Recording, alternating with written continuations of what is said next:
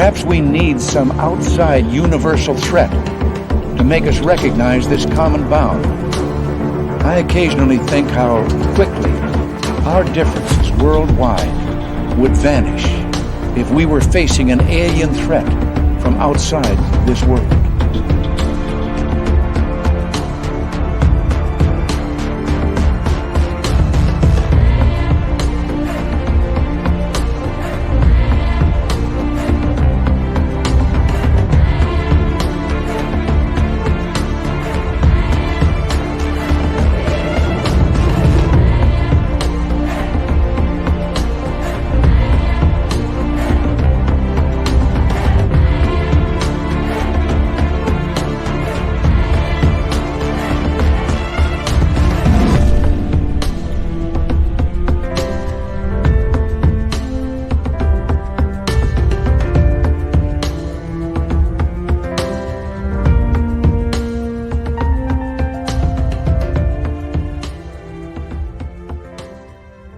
Here we go, another night of Spaced Out Radio tonight. My name is Dave Scott.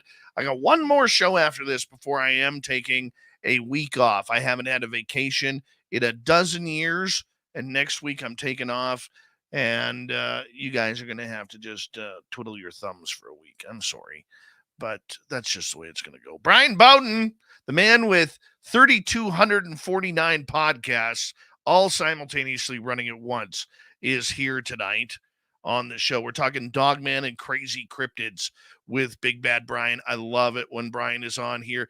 We got him for 2.5 hours tonight, so we're going to have some fun with Bryan. Dirty Fylth is here as well with another great cartoon, and all of you are here as well. We got Race Fan in the gold medal position, Laura Lobbs with the silver, Robert Lamoth with a nice bronze medal tonight.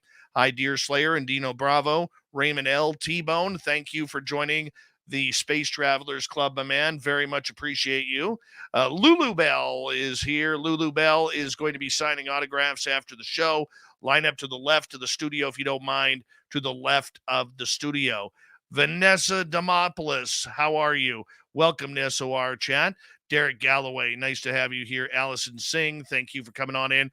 My man Brown Dwarf is here. Brown Dwarf's going to be signing autographs after the show as well. Line up to the right of the studio, if you don't mind, to the right of the studio. He does not like eye contact, people. If he sees eye contact, he ain't signing. He's that strict in his contract. Black Dragon, my favorite Marine. How are you, my man? Monica, Desert Rat, Stephanie Kenny Blankenship, Tim Mothman and Tim Mothman's Goatee. Two separate entities. How are you? Moving on down, D Cypher, Sandra Kincaid. Good to see you both. And who else is there? Oh, the lovely Coley. Nicole from After Hours. How are you, my dear? Good to have you back. And let's run around here and say hello to Doc from Wyoming. Nice to see you, my man. And let's see here. Scrolling down. Jerry O'Brien, thanks for coming on in. Luscious Jules and the Demon. Good to see you both as we continue on with roll call tonight. And where are we here? Oh, well, let's just scroll down and see. There's Millennium, my man. You know he's prepping for Reno in 2024. Looks like May 10th through 12th is going to be the Reno dates for the third annual fan party. Yeah. Pink Volo, how are you? And D. Cohen, my man. Geek Hungry. W. David Page, good to see you both. And Kurt M., nice to have you back. Hi, Vanessa Love, how are you? Oh, look, there's Bryan Bowden in the chat room right there trying to add another podcast called Hello, Space Travelers. It starts tonight right after this show. And D. Henderson, how are you? And number 16 in your program, starting on right defense, Lars Jansson from Stockholm, Sweden. All right, continuing on, Renee Cruz, nice to see you. Bobby Farron, Crystal J, Lacey Blue, and who else we have? Peppa H, my man. Ms. Twinkle, how are you? And Richard Elmore. Xochitl Paez Richards. I'm the only one who still calls her by her maiden name. Yep, I do. Let's open up the radio side, and that way Bill WD-40 could get in there and lube us up for tonight's show. Hey, Gee, what's happening, Gee? The Bull Don Philly, how are you? Welcome back. Hey, there's Ozzy Rob. How's them ham hocks, buddy? Bryson's Folly, Kathy Evans. Doug Shelby is here.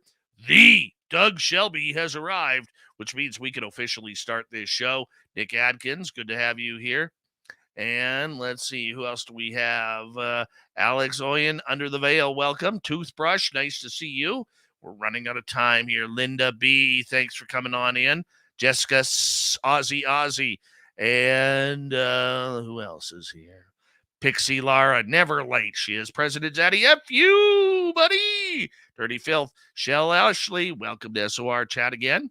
Bryan, thank you for the super chat and paying me to be a guest tonight. I appreciate that. And Bombshell Bomber, good to see you. The super chat is open. Alien Critter, nice to have you here. And can we sneak in one more? Marty Burback, good to have you here, my man. That's it. Horns up. Let's do it.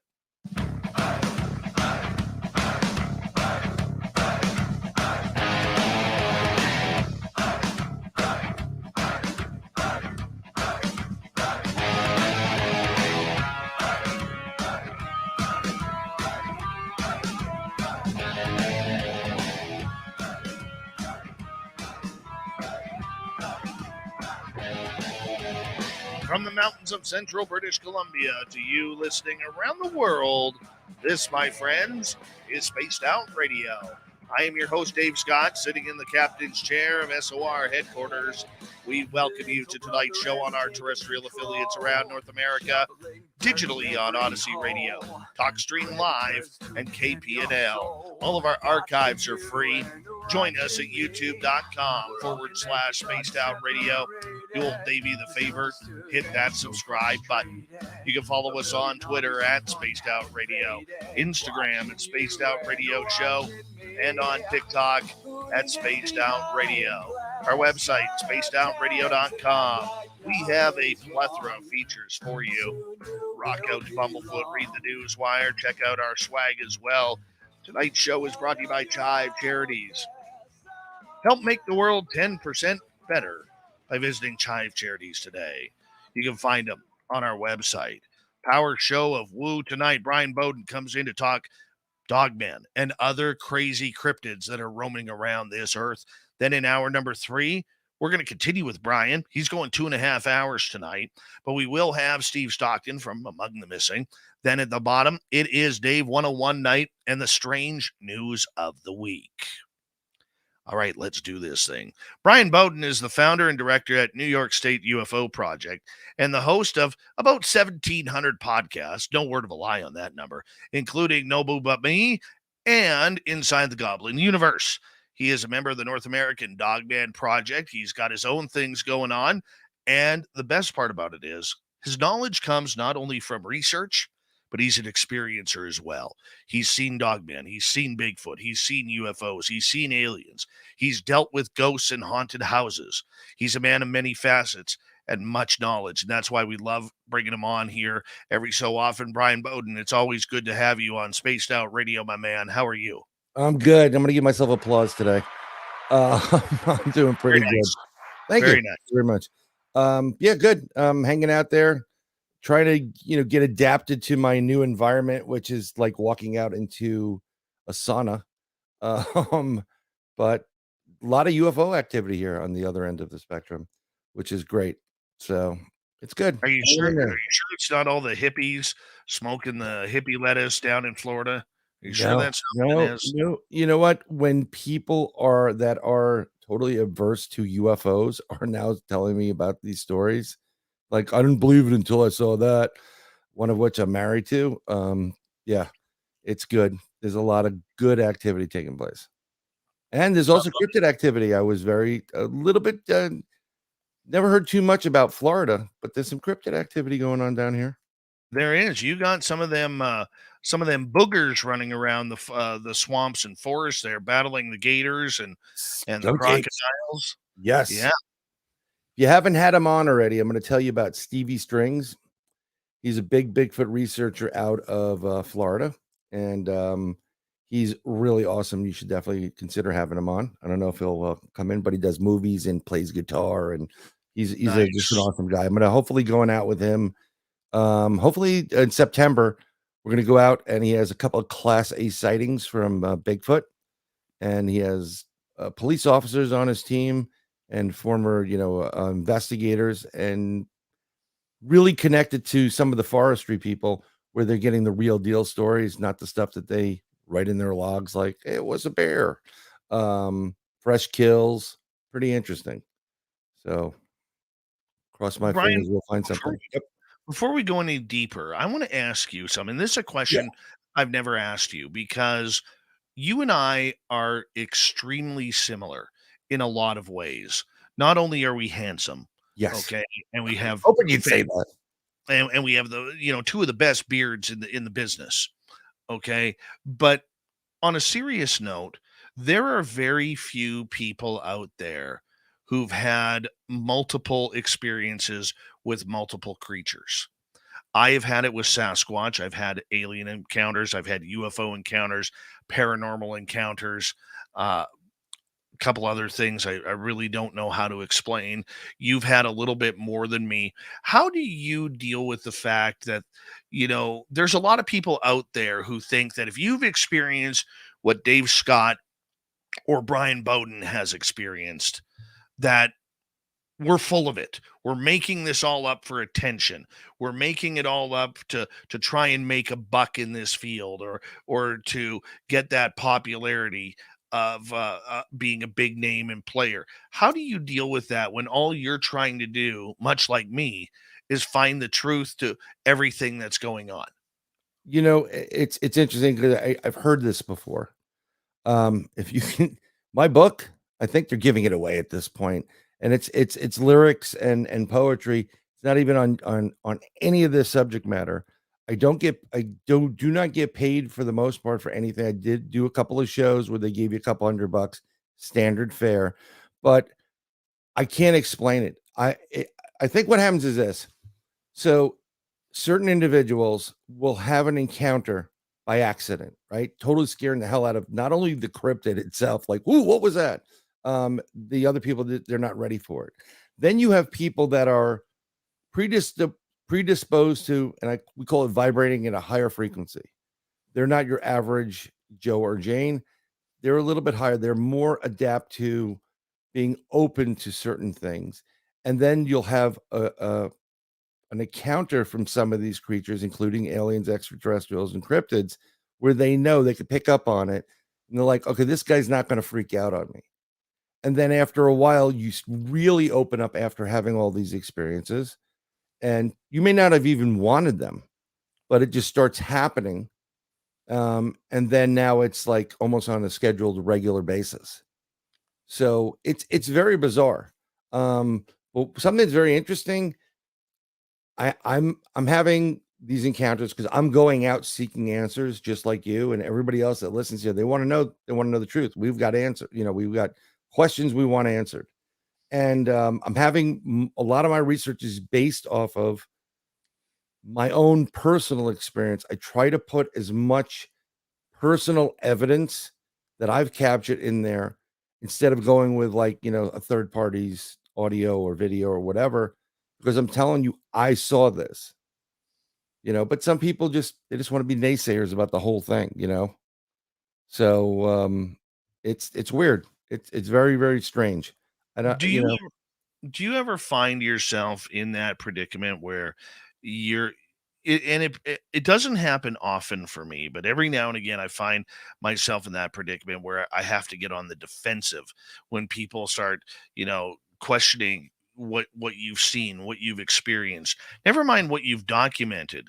But then they come back with the old, well, your stories are just anecdotal and the human mind isn't as accurate as it seems to be. I mean, look, I can't help what I've seen. You can't help what you've seen. And no. other multiple experiencers out there can't help what they've seen. This phenomena seems to take you in the direction that it wants you to go. You don't have a choice but to really go there. So, you know, do you just brush off the critics? Do you just, kind of just say, well, hey, I'm not going to please everybody. So, screw the world, and the people who believe me, and those who don't, well, that's their opinion. I kind of brush them off, but I'm like, oh, okay, you don't believe it, no problem. But I've had plenty of people come up to me and they try to, use their intellect and its lack thereof to try to like, well, that like you just said, the human mind, it'll make up things, pareidolia, whatever. And then they have an experience and they're like, oh my God, I just had this experience. And I'm like, so what do you think about what I was talking about before? Right. And they're like, they're having a hard time wrapping their head around it. But in general, I don't care what you think. I'm going out there, I'm giving you my personal take on it.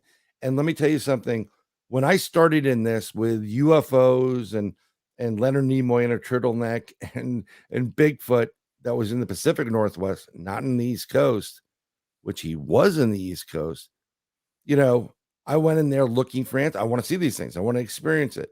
Then when you start experiencing it, you're like, don't know if I want to experience it as much as anymore, because it is really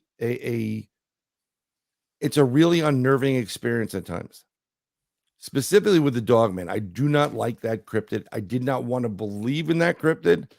I thought we jumped the shark on that. Like, oh, here we go. We're making crap up now, right? And then then you're talking to people that are have more to lose than gain. They work in government. They're out there in the military. They protect things, bases. Their job is specifically to take these things out. And then you have an encounter, and you're just like, and my encounter, I've had 2 of them, and they were all right. They weren't, I think they were soldiers, but they were just sitting there. One was sitting there and one was peeking out, and it was within one was about 10 feet away, 15 feet. The other one was about 30 feet away. And you can see this. This is huge. This is an 8-9 foot bipedal German Shepherd on crack. And you can't do anything, right? I can't do anything about it. I don't have, at the time, no firearms or whatsoever. So you have to start thinking, backing away and doing what you got to do. But in general, every time I have an experience, my hypothesis on all of this has changed. I started out as Gigantopithecus. It's got to be the missing link, right? It's this weird primate. And then you have a Sasquatch Bigfoot encounter, and it whoops, and it goes whoop, whoop, and the third whoop is 2 miles down the road. And the only way that can take place is, especially in the goat trail that it would have gone through, you would have heard it like a freight train. The only way that could have taken place is if it was able to open up a portal, go into the portal, and then come out where it wants. And I'll tell you, you're a journalist. You've always been a journalist. Yes. And you have this thing about science and science. All these people saying science. And I get it, because we're not all scientists, but I did study science. I took a lot of science. I took physics, astronomy, thought about being an astrophysicist at one point. Then I realized I'm not making any money at this. So I know about experimentation, repetition, trying to replicate.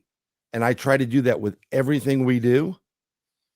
But the best that anybody can do in this field, unless you bring me a body, it's all hypothesis. It's just who you believe. Right? For the most part. It really is. It really is. I mean, you have to choose what you believe and what your standards are there for.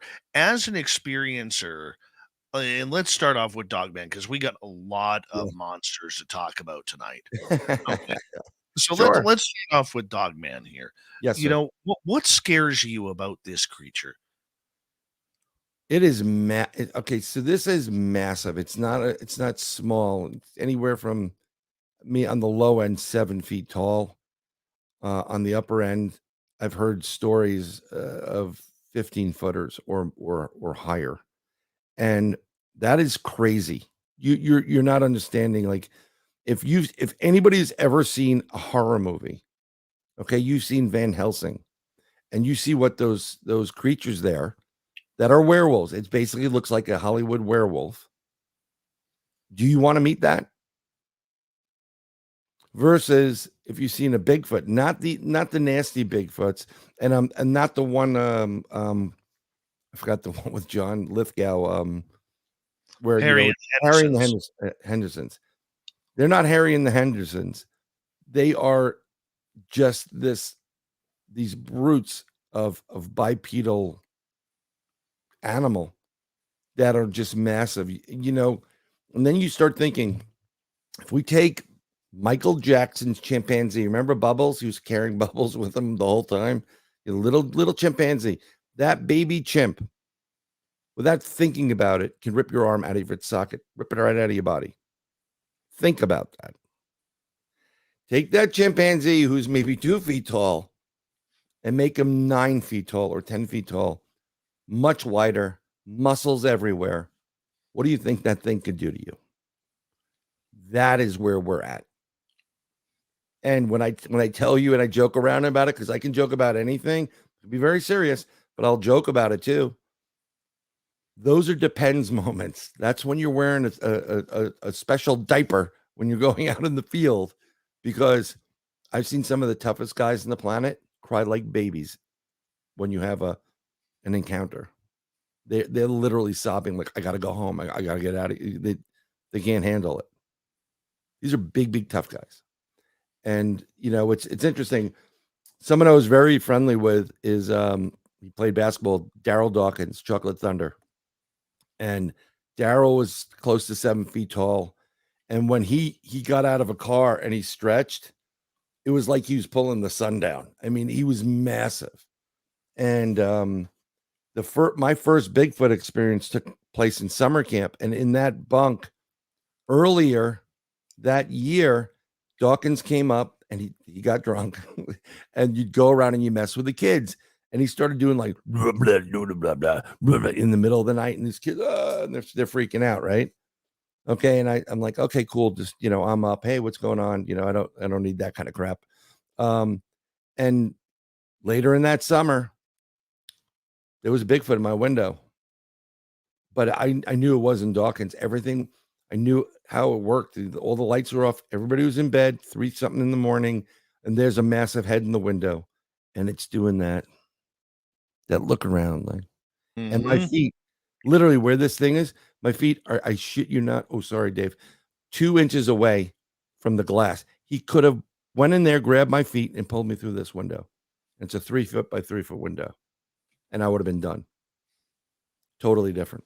There's a vibe that comes off of these creatures because I guess it's a defensive mechanism that they use, like call it infrasound or something. There's something that comes off of these creatures and they are in control of the situation initially.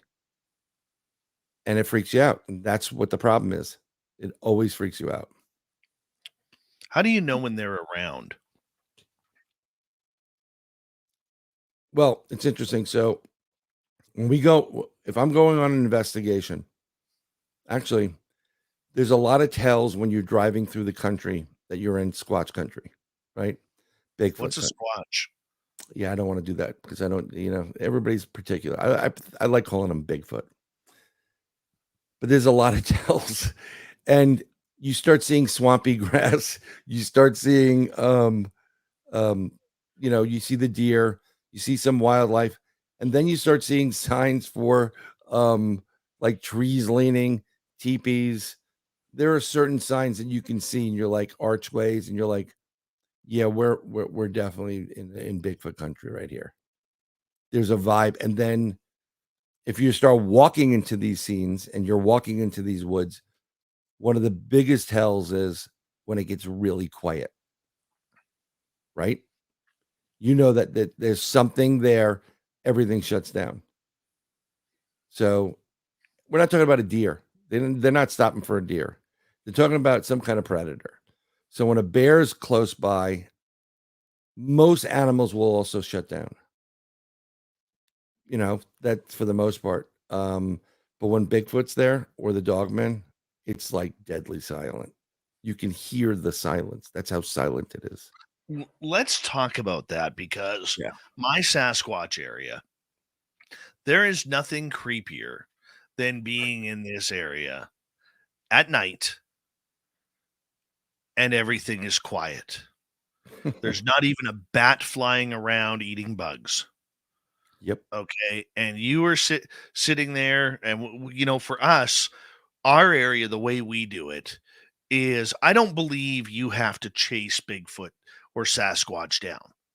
I think if you give him enough curiosity, food, a fire, laughing, everything being the same from how you park to how you smell. Oh yeah. Okay. Your campfire's in the same spot. Your energy is in the same spot. Everything is the same. I think that attracts them. I And, agree with you and wholeheartedly. thank you.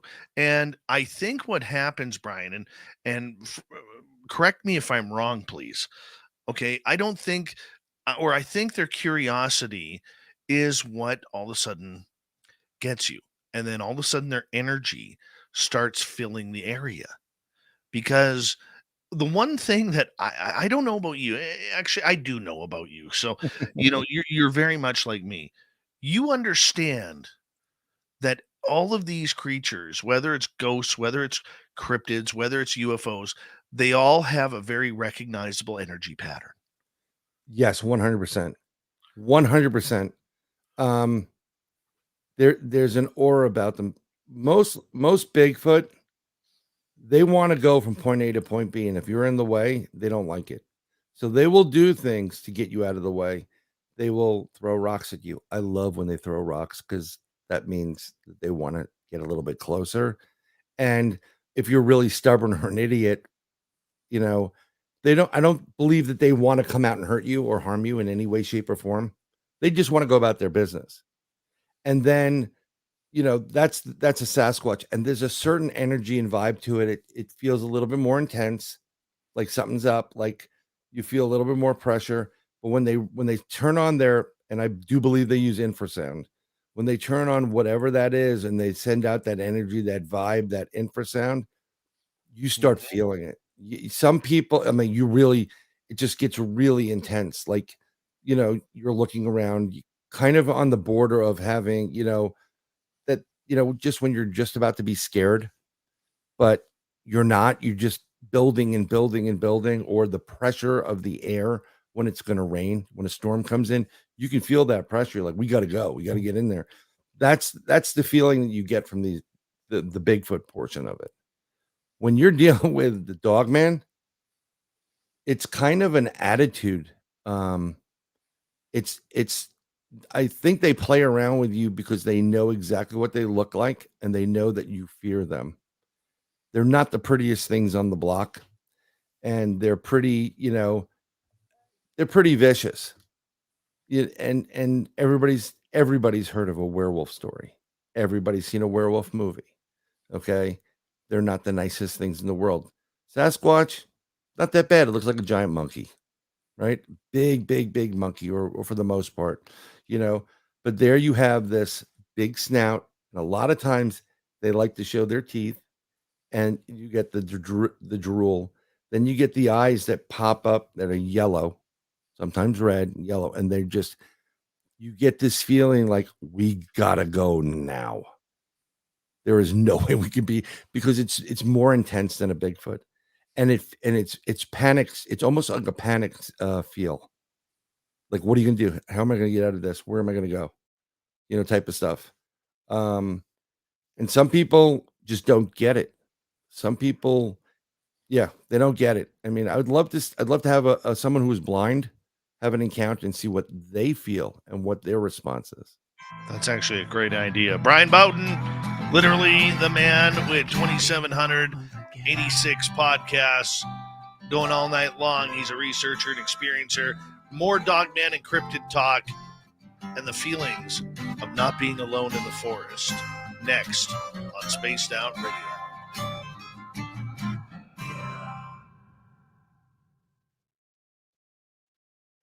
All right, we're clear. Awesome. I'll go all night long. It's been a while, but I'll go. We're talking about two different things. Here's something you'll appreciate, and all the fans that are listening actually to this.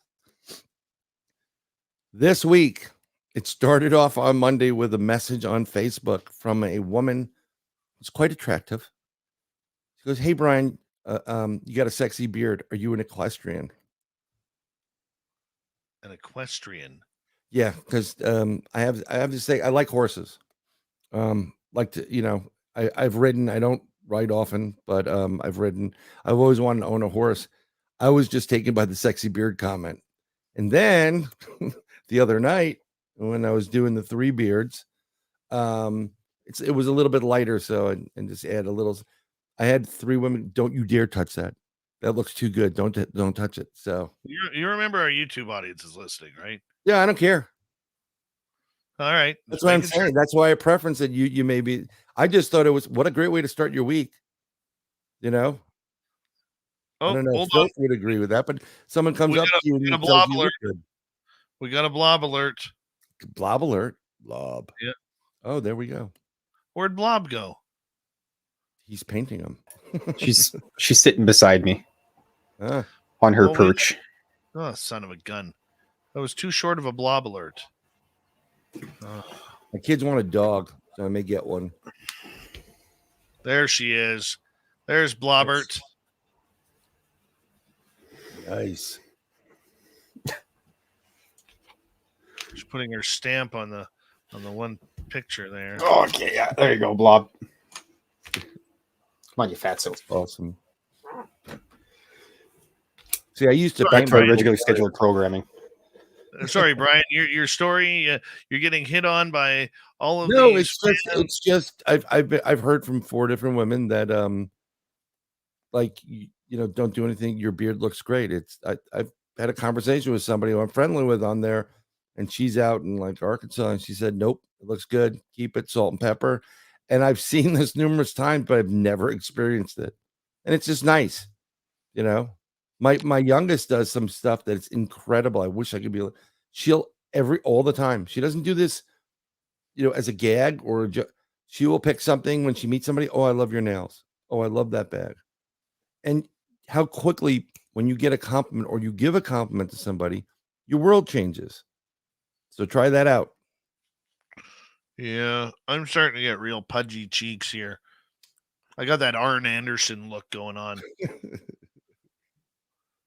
Pudgy cheeks are all right. Mm. You know what? Get the skates on, go skating, drop a couple, Yeah. Hi, Sandra. Hi, Sandra. Hi, Sandra. Brandorf, the demon. Holly D, how are you? Yep. So Susie was in here too. Sweet Susie B. Yes. She's awesome. Yep. You gotta meet her. You gotta meet her. I really wanted to be there, so I apologize. I wanted to be there. Yep. At the thing. Susie B knows how to party. Not gonna lie. Susie B knows how to party. Yeah. She had no problem hopping up on the bars and dancing. Oh yeah. That's cool. That is cool. Mm-hmm. Hey, you gotta know how to drink. You gotta party. That's it. Yeah. Karaoke night. She made an amazing spaced out radio jacket that she was wearing. Cool. Yeah, and it had Bigfoot and UFOs on it. I watched you guys. I mean, it's the second time I thought I was going to be there on, doing it. Susie B was out of control. Thanks. Nah, nobody really got. I'll be honest with you, nobody really got out of control in Vegas this year. It was pretty tame, but a lot of fun. An amazing. That's what it's all about. Yeah, Yeah, I mean, you couldn't ask for anything better. You really couldn't. I mean, even Tim Mothman was letting me tug on his goatee. That was kind of cool. Mm-hmm. All right, guys. Big thank you to Bryan and Lord William for the great super chats kicking it off tonight. The super chat is a wonderful way to support what we do on this show on a nightly basis. And of course, you can now join the Space Travelers Club. The description is, and the link are down below in the description of this show. And we want to make sure that everybody's there. MCCXO44, thank you for being the newest member of the Space Travelers Club. Very much appreciate it. Here we go with the second half hour.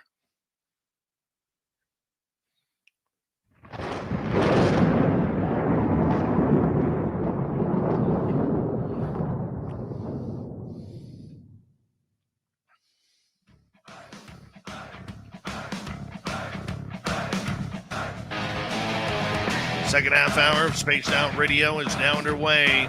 Thank you so much for joining us. My name is Dave Scott, the man who you will notice is always wearing tinfoil. I want to remind each and every one of you that if you've missed portions of this show or others, check out our free archives by going to youtube.com/Spaced Out Radio. Do old Davey the favor, hit that subscribe button. Our website is spacedoutradio.com. We have a plethora of features for you.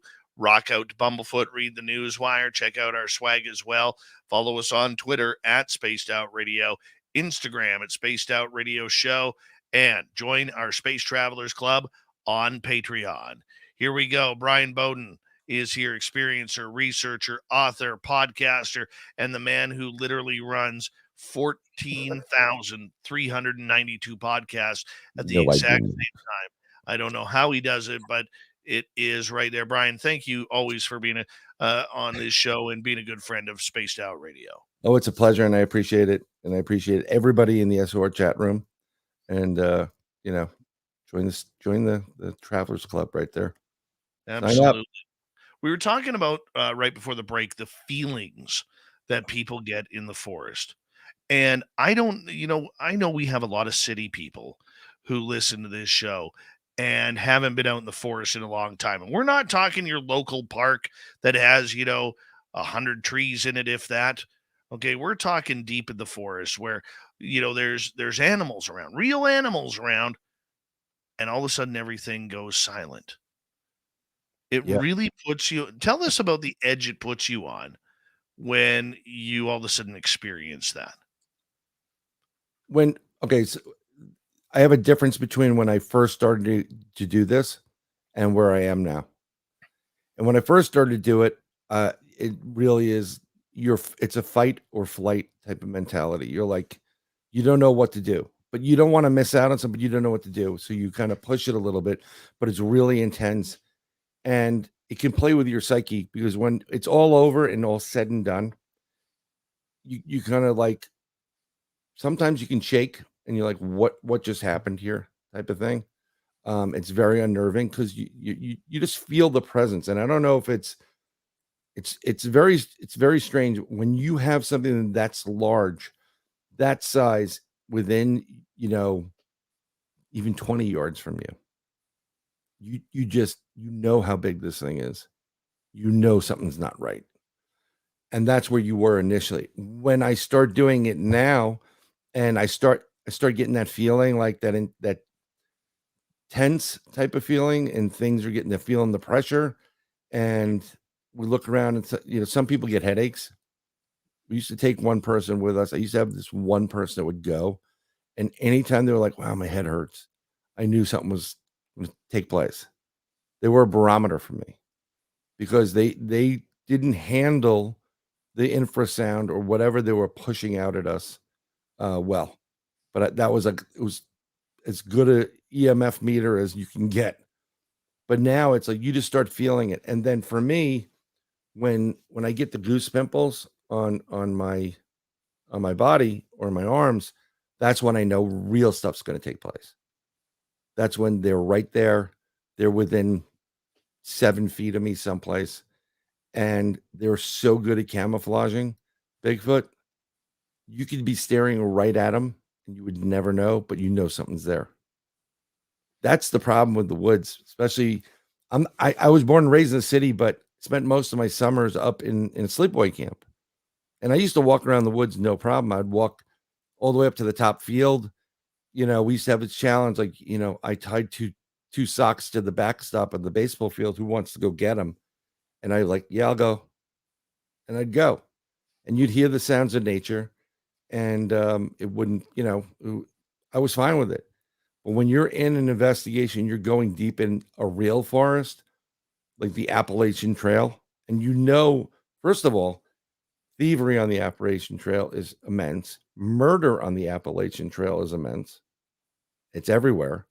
And then you also have high strangeness. Now you're a little bit more on the, looking around, and then you start feeling it. When we did an investigation up in New York State, we went into this state forest. And as we're walking down this like logging road, there was three of us. It was me, my buddy Al, and I forgot who the other guy was that was with us. It wasn't Bill, but it was somebody else. And I was catching this. I knew I was in like an investigative state where I try to do a remote view of the place beforehand, try to like figure out what's going to happen. And then when I'm there, I'm kind of heightened on the senses because I'm in that mode of we're on an investigation. And as we're walking down the forest, it's dead quiet. It's dead quiet. There should be frogs. There should be movement of little animals. And I keep catching, paralleling us 50 to plus feet away from us, going behind, is this brown object. And it goes behind a tree and then it disappears. Not that big a tree. It should not. And this thing is big. It looks like there's a leg. And I go, we're being paralleled right now. And you can feel it. They're paying attention to who you are. They know you're coming. When you connect with these creatures, like Dave, I'm 99% positive, you're going to go out to your spot. The minute you pull your car up, they know you're there. And they're like, oh, he's here. Maybe he'll leave another Snickers. Maybe he'll leave something this time, or whatever you do. And they know it. And the more and more you do it, you kind of feel a connection as if you're there with some friends. It's weird. I haven't had an interaction like, Peanut, like one of the commercials with a Bigfoot. I'd love to, but they know because my energy is the way it is. They don't have to worry about me. I'm not there to hurt them. A lot of skeptics or a lot of people who don't understand may say, Bryan, how do you know it's not a bear or a deer or a cougar or a raccoon or something along those lines rather than automatically going to the cryptid side of everything? So in the areas that I usually go in, there are bear there. There are black bear. Recently, actually, in Westchester County, just shy of where I was, where we usually go into, and there have been reports of Bigfoot in Westchester County, mind you. Some young kid was attacked by a black bear, which normally does not happen.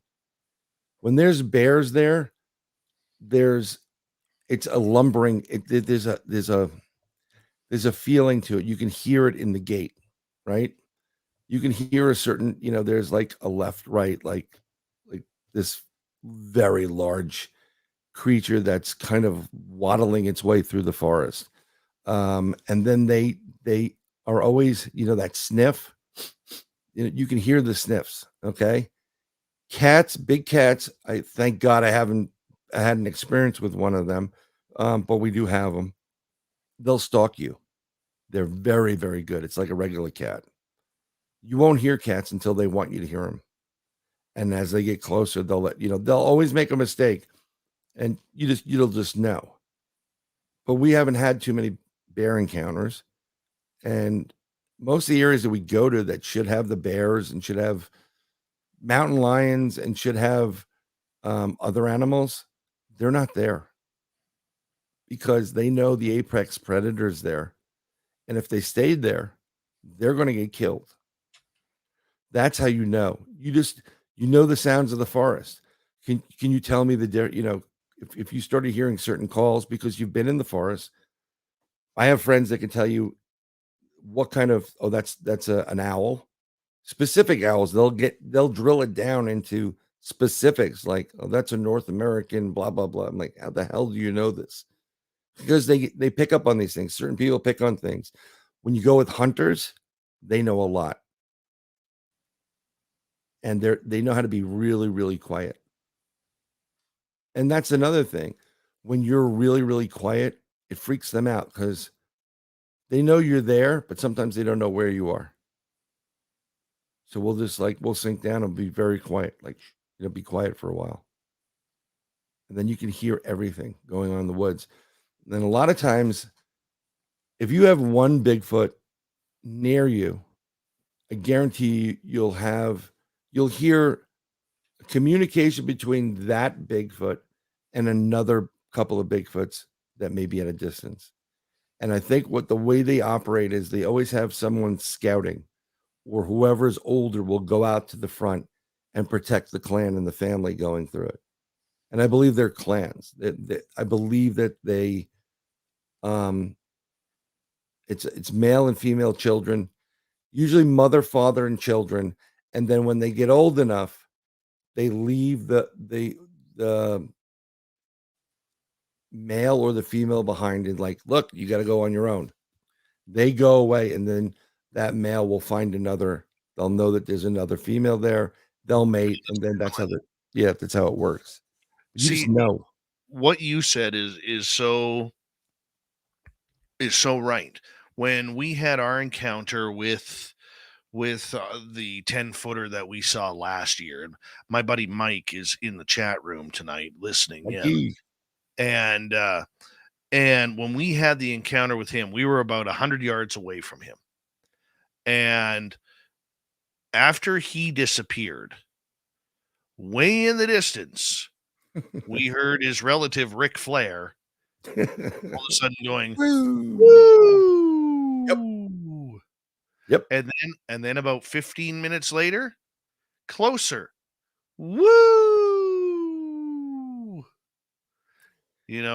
It's and for the first time about 4 weeks ago, I actually, along with our team that was out there while we were filming, actually heard one of the long roars. Ooh, nice. And where it just starts and it sounds like like an airplane siren alarm, you know what I'm saying? That the Russians are coming or whatever it is. And that went on for about 30 seconds before it died down. And then closer to us, this thing was way out there, and 7 of us heard it way out there. And all of a sudden you hear the cows, because there's a lot of free range cattle in our area of the forest. Because for people who know the wilderness, free range cattle are actually very good for the environment because they eat all the dead grass that helps forest fires burn. Oh yeah. And so all of a sudden you hear all the cattle for about 15 minutes, moo, moo, moo, moo, moo, way off in the distance. But that was the first time I've heard one of those real long roars or howls, whatever you want to call them. You got a real treat there. Yeah. When you go out, does somebody have a recorder going 24/7? See, that's the difference, and this is where I take a lot of heat. Right. Okay. I don't go out with any recording equipment. I don't care. I really don't care about I understand where you're coming from. I am out there, when I'm out in the field, I am out there for me because I'm not a researcher. You're out for the experience, the feeling. Absolutely. Yeah. And you can't get that from audio. Well, you can get audio will trigger the experience again to a certain degree. I think you'll want to go out again. If I had a hot spot like Ronald Moorhead did, where there was action every single night out there, okay, plus orbs, plus rocks being thrown and the communication, I think I would eventually bring that recorder. But we're not out there for days on end. You know what I'm saying? We're not out there camping. Lord knows I wouldn't camp out there in the first place because there's some big bears out there. Oh, yeah, but you got some different type of bear in your neck of the woods. Absolutely. But the one thing that I would say on that same note is, if I caught the film, what am I going to do with it? because if I release it, you know, it's opening up to 50 years plus of heckling, okay, of death threats, of family threats, and I'm not doing that. I mean, look what Patterson and Gimlin went through, Yeah, right? I still to this day, I don't care what anybody says. That is the best footage ever. And Ever. and I'm gonna say it, even though people, oh, they made it up and it was in a suit. No freaking suit was that good back then. They I weren't. agree. If you did it now with the latex, where it kind of moves with your muscle out, muscle movement, okay, no problem. But the reason why that film was so good, and the reason why they got it, and it wasn't a blob squatch, is because that equipment used no electronics in it. And Mhm. that creature had nothing to draw from. Now, do I believe something was going on at that area where they had it? Yeah, something was up. I don't know what took place there, but my going back to that footage over and over again, watching it, I thoroughly believe Patty's female. Well, you can see it. Yes. I believe you can see another baby squatch in the actual footage. It peeks down and it comes up very briefly, very I don't quickly. know about that. Don't know And about I that one. think that was doing exactly what a mother would do. There's strangers there. I'm going to move them this way so my kids can get out.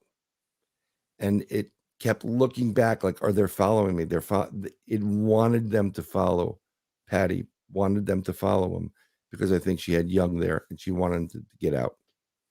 And that's a great explanation for it. And unfortunately, with today's AI, the way it is, Yep. and it's only getting better, the days of having that $1 million film are officially over. 100%. You know? Let's move on in the Yeah. cryptid world here, Sure. okay, because we've talked about Dogman, we've talked about Sasquatch, the areas and feelings of everything. There's a lot of cryptids out there, Brian, that we don't pay enough attention to. Whether it's trolls under the bridge, whether it's gargoyles on top of buildings, whether it's the truth about gnomes and little people. I mean, what is your favorite cryptid that doesn't get enough attention? Cryptid. Well, I don't know if it's cryptid. I'd have to talk to the guru about that. I like the Fae, you know, elementals, fairies, that type of stuff. And I'm partial to it because I could present it to you right now. We were out during the what do you call it? The last event where you had to put a mask on. Yes.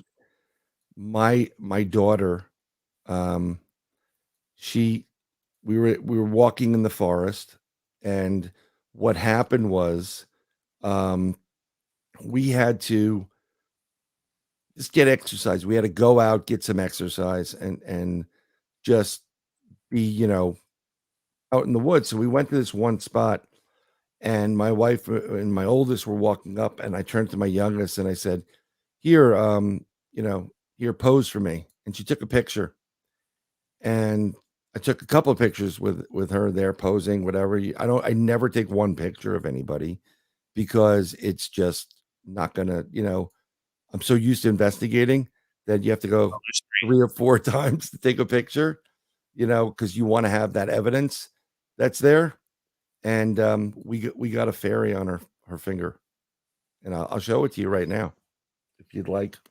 Yeah, I well, will let's share break it it to down. you. Let's break it down for our radio audience on what they won't Sure. be seeing.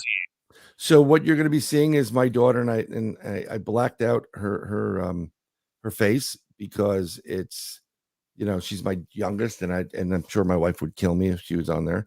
And you're just gonna see the sun setting and my wife and my oldest walking up, and my daughter's just standing there doing her pose. And then you're going to see, I'm sharing the screen right now. Um, you're gonna look on her finger, her lower left hand, and I'm sharing the first one with you, and then I got a better one. So you see it. I saw that in my camera, and I'm like, what the heck is that? Then I downloaded the film to my my phone, and I zoomed in on it, and I could not for the life of me believe what I was seeing. So I'm going to show you exactly what it was. It's a fairy. It has structure to it. It has like a head that's like a triangle, almost like a praying mantis, and it's glowing, self-illuminating. And before you say anything, well, that could be the sun coming down. I've been through this. I have several pictures. Boom, boom, boom, boom, boom, boom, boom. This is only in one. I didn't move from the spot. Just went boom, boom, boom. Right. Can we see the original? So Yeah. for our radio audience, what we're looking at right now is what looks like a child's hand, Brian's daughter's hand.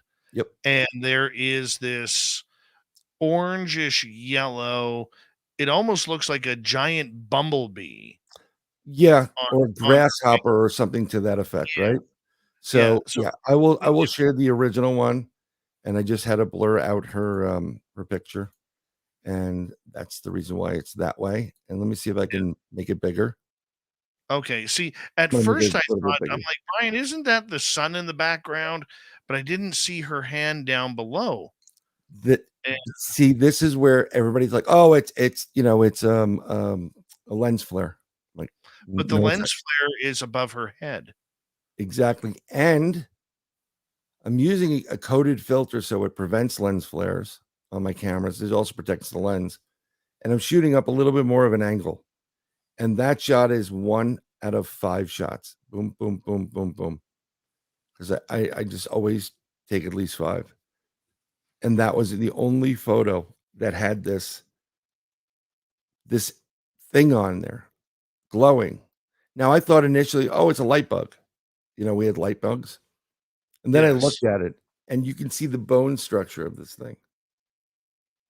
And what's really interesting is this child is the same child when she was 4 years old. And I was cleaning out my grandmother's house, who used to be like a mom to me. And I was very upset by it. I put her into the car to take a nap. And I'm sitting in the front. And about 25 minutes later, I hear, I was with your grandmother before I came here. And I said, oh, really? I said, yes.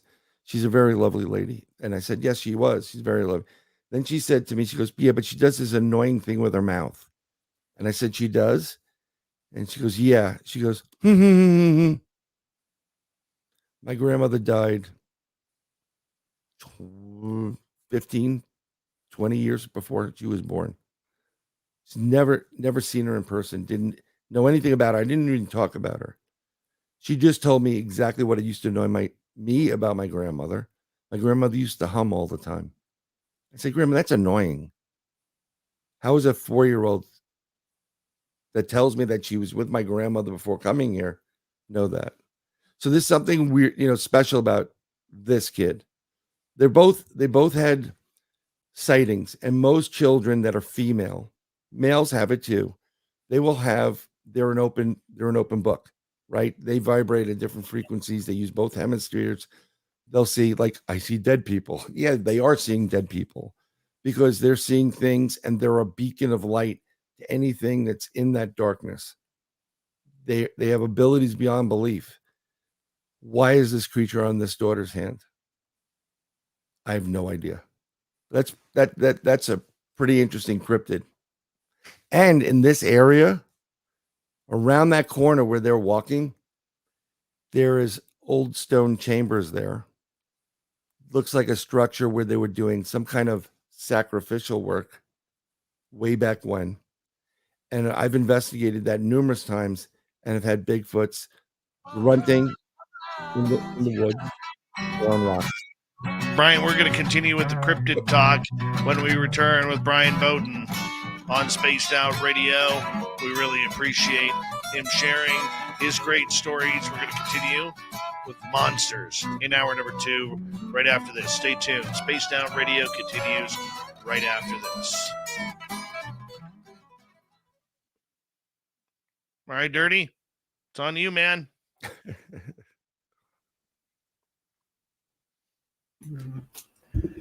Had to hit the old mute button so I can ramble away here.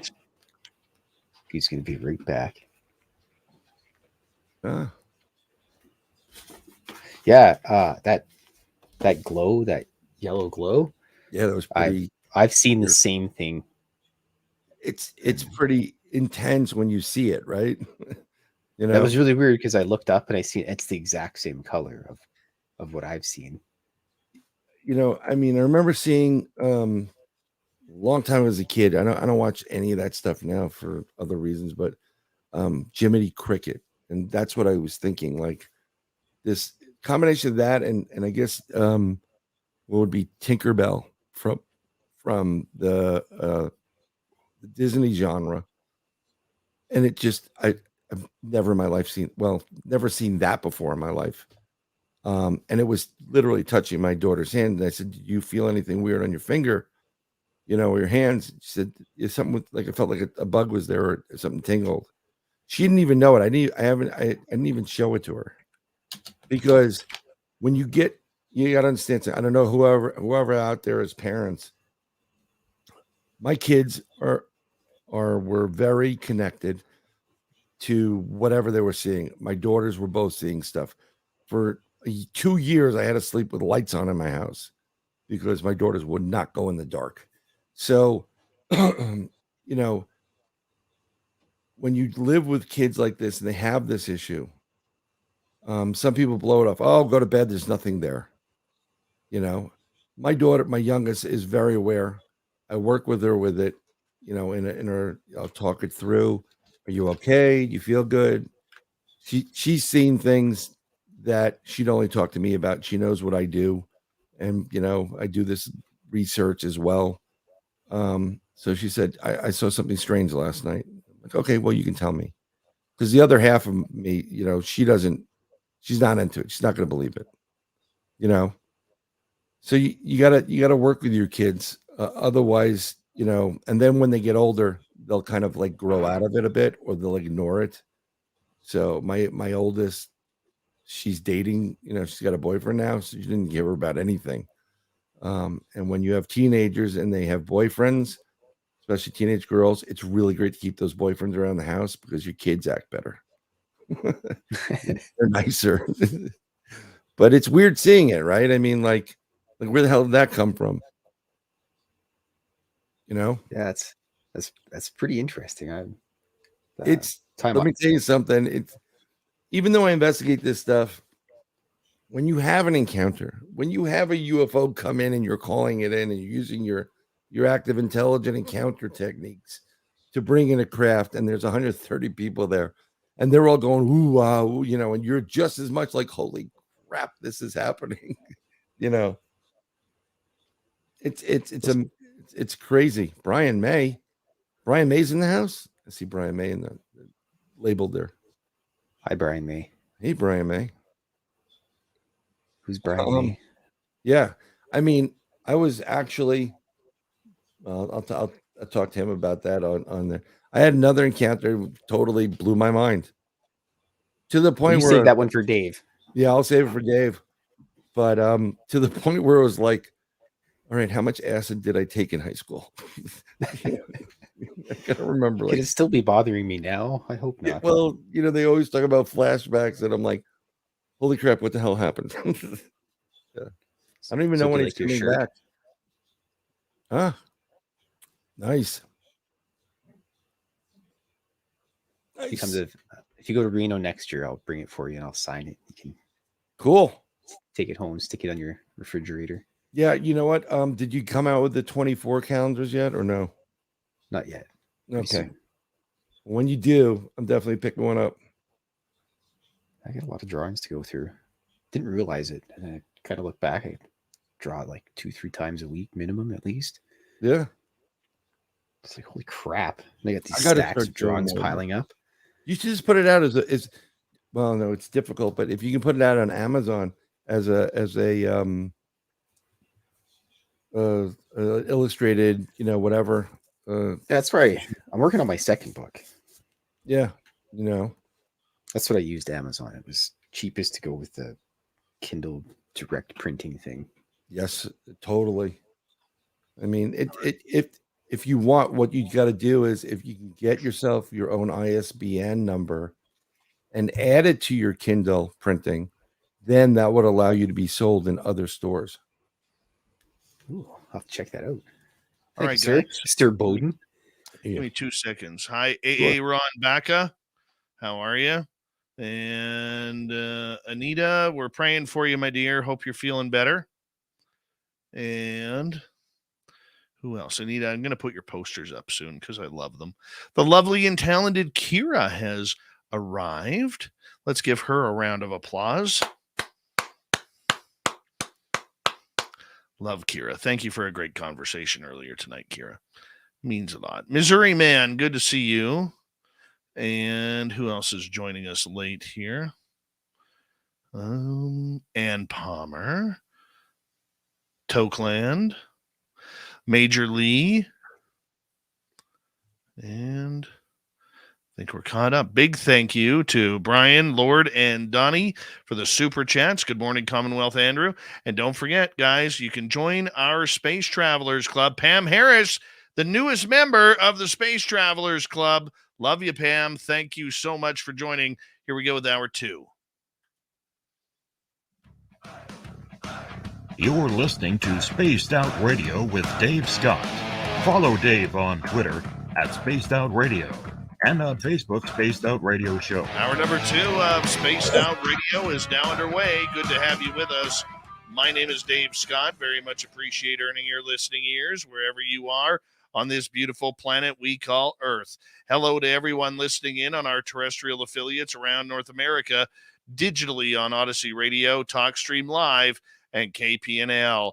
All of our archives are free. Join us, please, at youtube.com/Spaced Out Radio. Do old Davey the favor, hit that subscribe button. The Desert Clam has set the password for tonight in the SOR Space Travelers Club, Zappy. Zappy is your password. Use it wisely, Space Travelers, as the Clam sets a password each and every night right here on Spaced Out Radio. Our website is spacedoutradio.com. We have a plethora of features for you. Rock out to Bumblefoot, read the news wire, check out our swag as well. Follow us on Twitter at Spaced Out Radio, Instagram at Spaced Out Radio Show, and on TikTok at Spaced Out Radio. Bryan Bowden is our guest tonight on the big SOR. We're talking monsters, cryptids, and all sorts of things running around the forest that we really do not know about. Bryan, thank you so much for being here tonight. But before we do that, I want to just make a quick announcement. You know how we've spent the last couple of years in Las Vegas for our fan party, and we've had a great time doing that.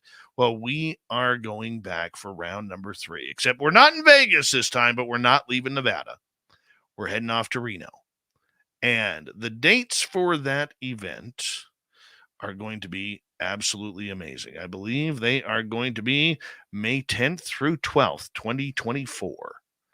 And we're booking it at the Silver Legacy Resort Casino. It's going to be great. We're going to have more information on our website coming up within the next few weeks here. And we are going to have a blast. So we definitely want all of you to attend. It's open to everybody because it's a fan party. We're going to bring in some special guests. Bryan's going to come. He's traveling from Florida. He's going to bring his tag along, the crypto guru, Ronald Murphy. That'd be great. We're going to need some guru time. Merle's going to be there. Geraldina Roscoe has said she's coming. Melinda Leslie says she's coming. Science Bob and Lala Bright are going to be there. We're going to line up a bunch of cool stuff for you, including a live show with all of our Spaced Out Radio hosts. Awesome. So put that on your calendar. May 10th through 12th on 2024, the Spaced Out Radio Fan Party, the 3rd annual in Reno, Nevada. All right, Bryan, let's continue on here as we are. You know what? You make me speechless because we have so much to talk about when it comes to the cryptids. We were talking about the Fae right early. And, you know, the last interaction I had, it was a couple of years ago, and it was in fall, I believe. And I have this fence line between me and my neighbor's house. and the posts are about every 8 to 10 feet. Right. And I had 2 of them on the fence posts. One red, So one cool. orangish red, just sitting there, and I'm watching them, and I'm just like, "This is so cool. This is just amazing." Because in my area, almost every house that's in like, my home is about 51 years old, and Right. all of the older houses in this area, they were all built with fairy gardens. Really? They purposely built them with fairy gardens. Purposely built them with fairy gardens. Did you put a fairy garden into your home? Oh, I didn't have to. I have one in my front yard. Well, I have yeah, one in my front yard. it's very interesting. Is there something is very interesting about it is there are cultures around the globe that will put fairy doors in, fairy homes, and they literally what is it? I forgot I forgot what Nordic country it was. I don't know if it's Iceland or Greenland or Iceland. they will build a road. They will go around a fairy ring and build it purposely around. If they get a fairy ring and they feel it's a fairy ring, they will divert their entire roadway to go around it so they don't upset the fae. And the Yeah. fact that your whole area has these, have you ever talked to your neighbor? I mean, I don't know what kind of neighbors they are. So, but have you ever talked to neighbors like, where did this start? But it's an interesting question. Is it folklore? Is it Well, good luck?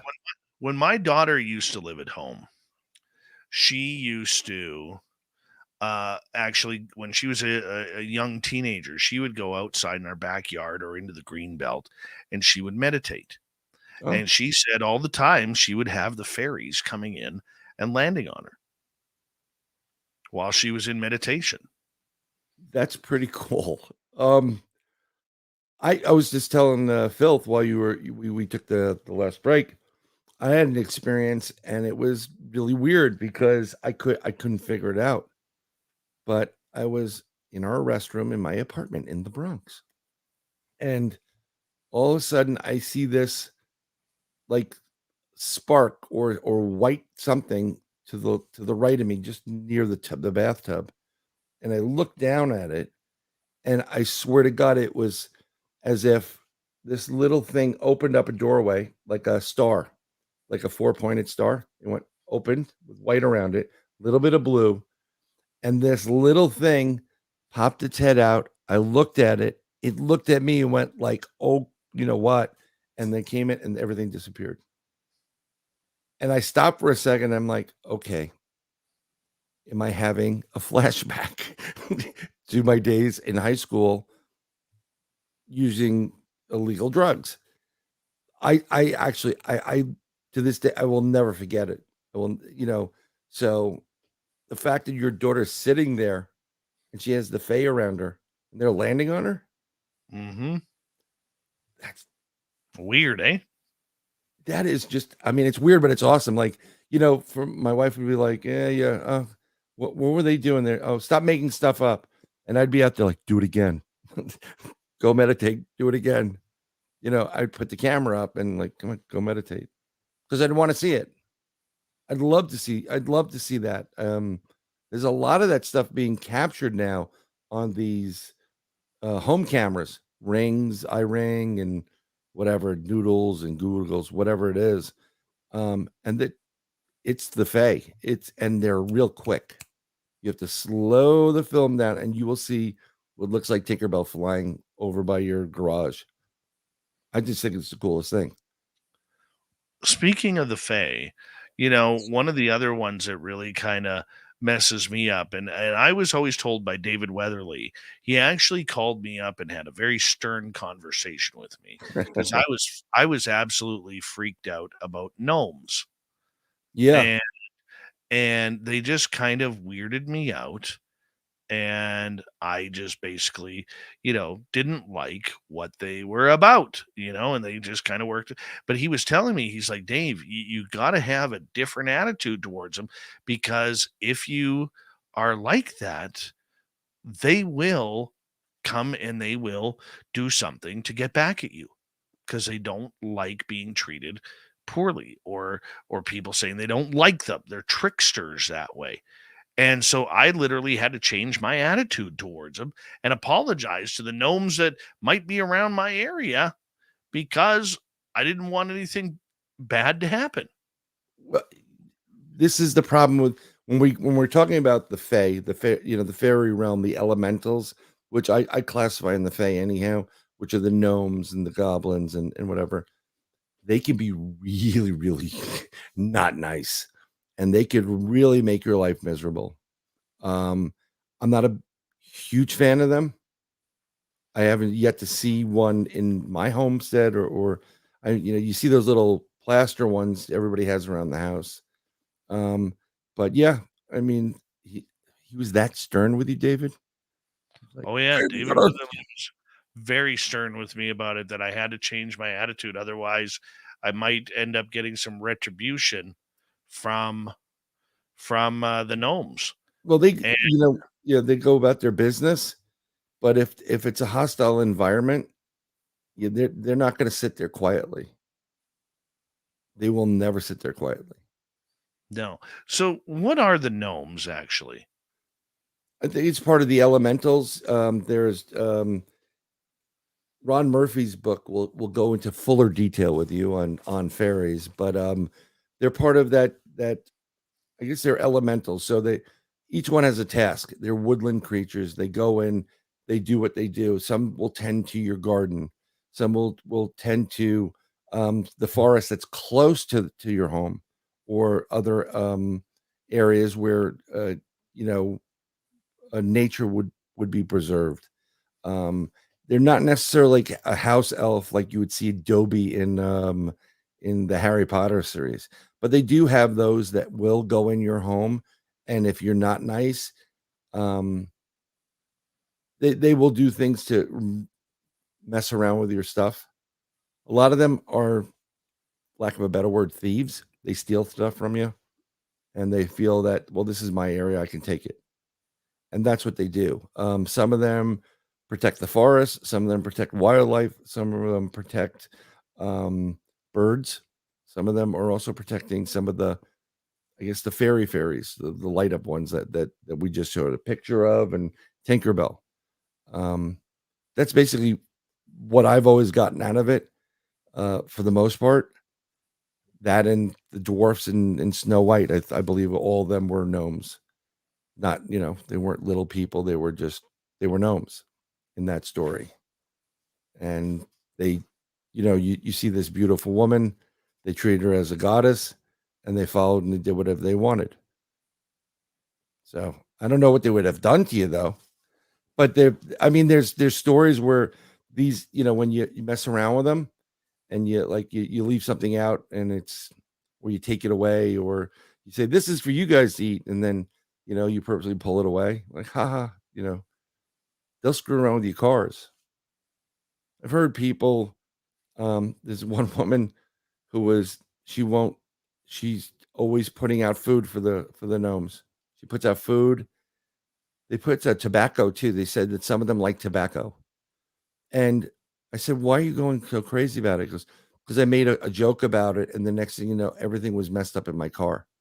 I'm like, what do you mean everything was messed up in your car? I'm just trying to explain this. I opened the hood of my car, and they just pulled all the wires, and it was all messed up. I've heard of that. I've heard of that. Yeah. So, you wouldn't want to tell that to most of the people at the local coffee shop. It's kind of like George McFly. Darth Vader said he'd milk my skull. It's like, whoa, don't go out. But I was interested. I'm like, did you take pictures? And no, nothing would work. And I'm not going to mess with them. They don't like to be on film. And they don't. Most of those little ones do not like to be caught on camera. They don't like it. I don't know what it is. I don't know if it's a superstition. Like some cultures, if you take their picture, they get it's really bad because they feel like you're capturing their soul. So it's weird, but yeah, don't mess with the gnomes. Why don't When you do they? invite a couple of gnomes into the studio and have I them come do on have the show? I do have gnomes in the studio. I do, not the ones that are living, breathing. Well, that would be great. Just invite the living, breathing one. Say, listen, I'm going to put on the back shelf over there, I'm going to put a little tin cup, put a little whiskey in it for you, and come join me on the show. Let's see what happens. Let's do an experiment. Because Dave Well- is handsome. Look at that. Well, you never know, and I don't know really how I would do that, but either way, it's kind of cool. I mean, I don't have my fear of gnomes whatsoever, and it's kind of great. It really is, So Awesome. I mean, we have in our house, this is finally having a house. I wanted to put a couple of little gnomes on the lawn, but they won't let you in the community. So I told them, sorry, fellas, can't do it. Then I thought about putting in a little, everybody could try this actually that's listening if they haven't done it already. You want to have something interesting. Little kids usually do this. They create fairy doors mhm. and they put them in their room. And it's very interesting because, and I don't know how this works. Maybe it's the thought behind it or the intention that makes it come to fruition. But there have been fairies caught coming in and out of those doors numerous occasions. And it freaks people out when they catch it. Yeah, it Well, I should. would be freaked out. I mean, yeah. I mean, my youngest would just bug out. But the same night that I had my experience, like I felt I was abducted, she came down and it was like 2:30 in the morning, scared the hell out of me for I wasn't expecting her. And I'm like, what are you doing up? And she said, well, there was these aliens and UFOs outside the window. And I took this to whip them. She took like what do you call it? Mardi Gras beads she had. She looked any type of defensive equipment, but she validated my experience that I felt like I had an interaction with them. So if I did that to her, she would bug out. It's funny that you say that because a friend of ours, they're new to town, but their names are Phil and Pauline, and they're paranormal investigators who just moved to town, and they help me out with my ghost tour now. And they are Pauline is very, very psychic. And great. so we were looking at my little guy the other night because my little guy, he still tries to sneak into bed with us at night. Right. And so when we asked him why, he said because he's always seeing shadows and aliens outside his window. He probably is. So we've put up a curtain now on Mhm. his window, and guess what? No more crawling in with mom and dad anymore. Thank God. Thank you. Oh, Lala Bright's here right now. Yeah, you know what? We have stuff on the windows. My daughter, this was a year ago, so she was about 10, and she saw it. She gets woken up, and I don't mind on the UFO side of things. Not that I want to be abducted. At one point, I like, oh, it'd be cool. Like, it's not cool. Okay. To have an experience. I've had several of them. I'm fine with it. Like, look, if you want to take an adult, no problem. When they take kids, I get, don't touch my kids because it's very traumatizing to them. So I understand your son's point of view, and I was going to tell you there's a line of air freshener that looks like something out of some JL Token movie, and you can say it's dragon's blood, and it protects the room, and you just spray it, and it usually works for the most part. But my daughter to this day still gets out of bed, looks under the bed before she goes back into bed, makes sure nothing's and then she'll go to sleep because she's having experiences. My wife doesn't get it. Like, why does she keep doing that? And I'm like, well, if I told you, you'd think I was crazy. right. This is the same person that comes to me at one point, and I don't normally watch TV, but I record it. So like Skinwalker Ranch, whatever. I'm sitting there ready to record it. Comes to me and talks to me about a friend of hers whose daughter kind of had headaches. And without missing a beat, I go, she has MS. And she's like, no, she doesn't have MS, whatever. I said, okay. And she walks away. And then about a month later, she comes back to me again. I'm sitting there the other time I recorded something. How'd you know that? I said, how did I know what? She goes, how'd you know that? And we're going back and forth with this. How did I know what? It's like Abbott and Costello. And I said, you're coming to me without any context. I don't know what you're talking about. I'm trying to watch something. How did you know she had MS? And I said to her, if I told you, you wouldn't believe me. I knew she had MS. It's part of the things that you can do. And as an experiencer, if I'll lay money, people that became experiencers and now more psychic have more opened up to more things. I do remote viewing. When we were investigating, we have a psychic out in Arkansas for a group. She knew I had abilities, and I started working with her. I call it remote viewing. She says, no, you're all psychic like me. And I'm like, no, I'm not. I'm a remote viewer. I'm psychic. I have abilities. I do readings for people. I have a 98% accuracy rate, and I'm getting responses back when I hit. And you just know it. And trying to explain that to somebody, well, how'd you know that? I'm like, it's as if you know your own name. You know it. It just, boom, comes to you without even thinking about it. So people can't understand that. Bryan, we got 3 minutes to go before we have to break at the bottom of the hour. Bryan Bowden, cryptid researcher, is our guest tonight. What gnomes? I still got gnomes in my mind. Ronald Murphy.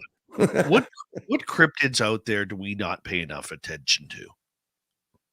Ooh, that's a good question. I'm liking, well, only because it's come up a lot more. The Goat Man. I'm looking into that a little bit more, and I'm looking into what was going on. It was going on around the country, but primarily now in Chicago. But there's these flying cryptid, bat-like creatures. Lon Strickler probably has talked about them a couple of different times. The ultra terrestrials. I beg to differ on some things with Lon, but those are pretty damn interesting because there's numerous accounts of those things throughout the country. And it's usually around events that are, one of them is the Mothman, and what took place in the Virginia area. And there's also some of the reports from Maryland down into Virginia of a cryptid that's like the creature out of Chicago. Also the Mothman. They're very similar. I think they're all part of the same thing. So that's what I would go with. Do you think that those type of creatures are tulpas that have been created by imagination? Or do you think that they are living in some presence here on the planet? I think they're actually living. They're real creatures. There are some tulpas that are out there. I think the Fresno Nightcrawler is one. And it's created. I think all those Slender Man things, a lot of times when you do it enough times, there's something about it that makes it come to fruition. But I think the Mothman, the Chicago flying humanoids, and the other ones that are from Maryland down into Virginia, I think they're here for a reason, and it revolves around timelines, different timelines and dimensions. That's where I think they come from. So do you think then that there are these dimensional pulls that are allowing these creatures to enter what we 100%. are? I know we don't have much time, but I do believe that all the playing of these colliders throughout the world have created rips in our space-time and different timelines. And when you rip something, doesn't matter what it is, when you ever try to put it back together, what'll happen is it's always going to be gaps in it. Bryan Bowden, we got him for another 1 hour here on Spaced Out Radio. Yes, he is a man of 5,882 podcasts. Researcher, experiencer. We love him around here. We continue on with the Monster Talk next. What did Dirty Fylth create for us? I don't know, but I just saw a cuttlefish, and I can't help but think of the South Park. Should I eat a cuttlefish or asparagus or vanilla paste? Sorry. Great episode, by the way. Human Centipede. I'm trying That's to figure cool. out who that is because that sure doesn't look like me. Oh, don't Bryan know. finds himself a Dogman. Yeah. Well, that's Brian Bowden there. Oh, You created the old Brian Bowden there. there I go. I wish I was that thin. That's cool. I love it. I'm not redoing the drawing. No. Don't. I have to have goals. Fylth, I have to have goals. Mm-hmm. Yep. You got your glasses Great. on too. I forgot to put the It's little all arm good. bar part. Huh. There we go. Looks I always better in wanted to person. Get rid of the glasses, and they're all trying to get you to do the surgery. And then I just told him, I said, I'm gonna go on that day that you have a fight with your wife and you're gonna screw it up. I'm good. You know. Sorry, the scalpel slipped. Yeah. That's the crap I can hear. But when you get abducted by aliens, you'd wish you would take off. Hey, if you do it next time, can you suck out a couple of pounds here? Maybe sculpt a little bit. It's pectoral implants from gray aliens. Yeah, that would be great. Everybody comes. that would be really, really interesting. Oh, better than those face peelers of Peru. Yeah, I think I passed on that. Let's talk about the Peru thing with you. Let's get into some aliens when we return, man. Face peelers of Peru. Yeah. ¿Dónde estás? Mi amigo. Oh, yeah. That is freaking hilarious. And I mean, honestly, I saw the body without, skin on it. And, these days. I don't know if that was real. I hope it wasn't real, because if it was real, then there's face peelers down in Peru. I don't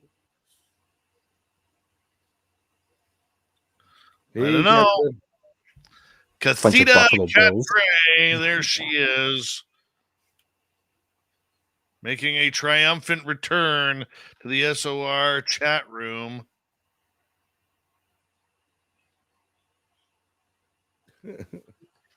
Doug, he doesn't have a name tag collar because it's underneath his trench coat. He also sells watches.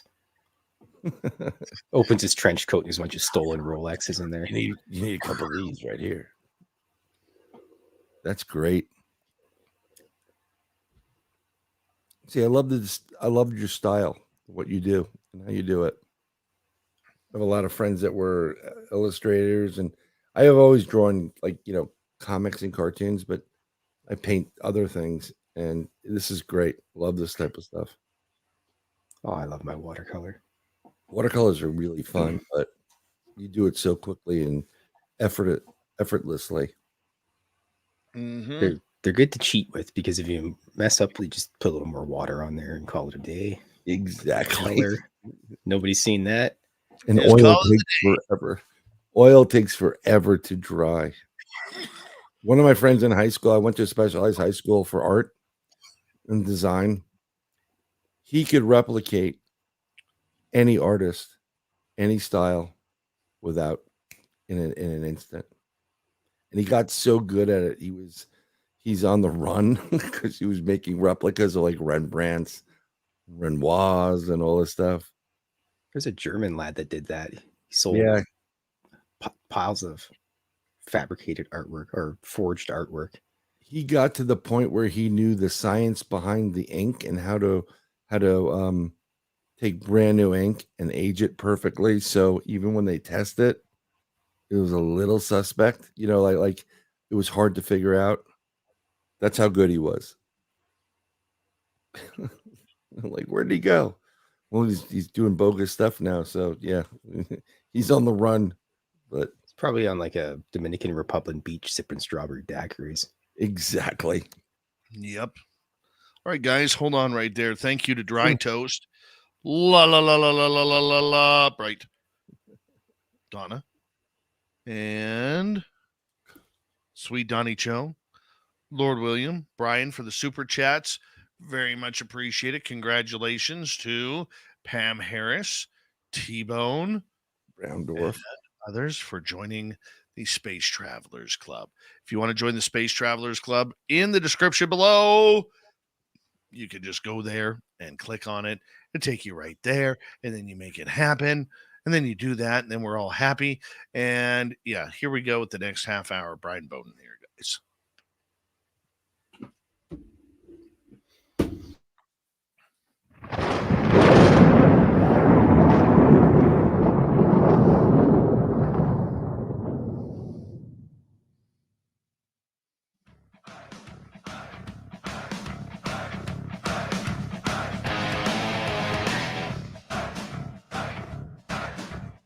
Past the halfway point of Spaced Out Radio tonight. Thank you so much for joining us. My name is Dave Scott. I'm your guy who brings you the woo each and every night right here. The woo that you love and adore and are addicted to. That's what we do here. Reminder to all of you, our archives, they're always free. Go to youtube.com/Spaced Out Radio. Do old Davey the favor. Hit that subscribe button. Our website, spacedoutradio.com. We have a plethora of features for you.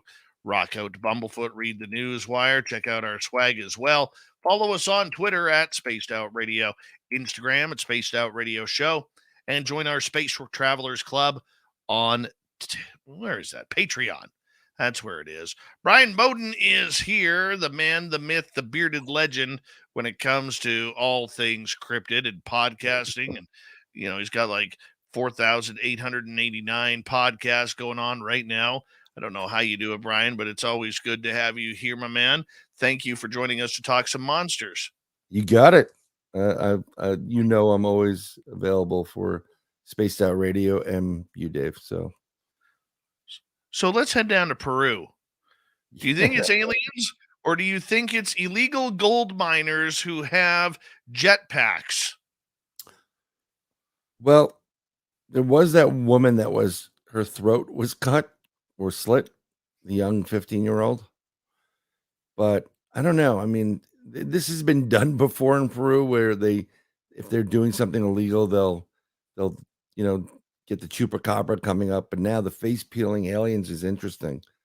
The one video that it looks so fake, but you never know, is that the body on the beach or something. Yes. And it's just the skeletal remains of the head, and people are definitely scared about something. But I mean, why would you think about this? They're shooting at these things. They're not shooting like BBs. They're really shooting at them. So if you're doing illegal activity, you're going to be shot at. Why would you? I don't know. I just don't think it's. I don't think it's the illegal people there. I don't know if it's aliens necessarily. I mean, I heard this and people were freaking out in Peru. I wish my Spanish was good enough so I can actually pick up on stuff. I actually called somebody I knew who was Peruvian, and I'm like, okay, what's the deal with the face peeling in Peru? She's like, what? And I'm like, go ask your relatives about the face peelers in Peru. And she didn't believe me. And then she asked the relatives, and some of them, they said it was the miners. So maybe it is the miners. The story is just as weird, right? No, I didn't believe the Vegas story for a moment. I never saw anything on that video. I know people who are members of certain agencies that went and checked that out, and and literally there was nothing there. That was just somebody crying for 15 minutes of fame, which we're very used to in this field. So I wasn't buying that one. This one seems a little different, though. With the alien, the green alien on the roof that literally looks like a mantid being. 100%. Okay. But it took an American, not a researcher, but an American military staff member, I believe it was, who came up that these were illegal gold miners wearing jetpacks on their arms that was scaring people. So here's the problem I have with the whole thing. And this is why it's like, the illegal stuff and miners doing this has happened in the past. They do this. If they want to go dig someplace and pull out pottery from the earth that's 4,000 years old, and they make a lot of money on it, they'll do something illegal and they'll try to scare people off. They'll say chupacabra, they'll kill things certain ways. Who the hell has a jetpack, Dave? Where do you get a jetpack? Exactly. And the That's military is that's the just problem taking with out it. those ones. You know, those ones you wear on your Yeah, wrists? hold on. Yeah. Yeah, So they're just testing out those. it's not like they like Juan, go to Amazon and get a couple of jetpacks. It doesn't work that way. So, but I like the translucent extraterrestrial image. That was good. The one on the roof was interesting. But once they started going into whoever said the jetpacks, that's as hysterical as watching the Indians land on the moon the other day. Have you seen that video? No, I haven't seen that video yet. Oh my God. Oh my God. Please, I beg you. You're gonna see this video and go, no. It's the fakest thing I've ever seen in my life. Well, you know what? I just think that I mean, is illegal miners wearing jetpacks the new swamp gas? I mean, for Peru, it's yeah. I think there was something actually. I think there's a part of this whole thing that is real, and a part of it is a cover up. Whether it's for illegals or not, whoever that military person said, "Oh, there was jetpacks involved." Come on, think of something different than jetpacks. People would report jetpacks. They make sounds. They do make sounds. These things were reported as just hovering and with armor on them. But the whole thing is, and I'm one of the few people, and God rest his soul, me and Butch Witowski are the only people that I know of that constantly and has from the beginning talked about not only animal mutilations, but human mutilations by ET, extraterrestrial, because there is some that have a taste for it. So the face peeling thing is like, okay, that possibly can happen, but why? What's the purpose going on down there? Is it a predator thing? Are they trying to set this up and they go down there to set this up, get people crazy? So when they do try to do a Project Bluebeam, the hoax, that it adds to the confusion with it. I mean, there's a hell of a lot of talk about UFOs lately. There is. Yeah, I mean, you proposed the question about, UAPs and whatever. And I'm like, I've always said UAP, whoever came up with UAPs, that's just government stuff. If it's a UAP, if it's a triangle and you're getting a good view of it, it's ours. Absolutely. Getting good video, it's ours. If you get the fuzzy video and you can't really see it or it blends into the clouds, most likely not ours. So what's the agenda here? Are they trying to use I don't understand how they were going to use the blue beam. I mean, it's all out. How would they do it now? We're expecting it. Right? Well, I mean, I think we're prepared for absolutely anything. Well, I mean, I don't necessarily, there's a whole contingency of people that are in this field that believe that there's some galactic federation. There's a big table, with a praying mantis at the head of it or whoever, and they're going around, setting the agenda like the UN for Earthlings and what they're allowed to do and not allowed to do. And they're figuring out if they want to eat Chinese or pizza at that point. I don't believe in that. I believe we have hundreds of different extraterrestrials. And we have interdimensionals, extraterrestrials, inner earthers that have been here, that were from extraterrestrial, but they've been here for millions of years underground. And I don't think they really care what goes on in the earth. They're all in it for their own purpose. And I think the purpose is replicating themselves, because most of them have killed their species and they're killing them off, and they need to redo their species or have their species continue. So they do the hybridization program, alien to human, right? We've all been to, I guess we all took biology in school. When you do the X and the Y, it's going to be alien, human, human, alien, 2 categories. And then it's going to be human, human, alien, alien. And eventually you'll breed out the human and you'll have the aliens. And then you can do that enough time. So I think that's what they're here for. I don't think it's for gold. I don't think it's for silver. I don't think it's like a predator thing. And everybody's, I don't get the whole Galactic Federation thing. Although people said they've had the encounters that way. I can't don't get that one discredit either.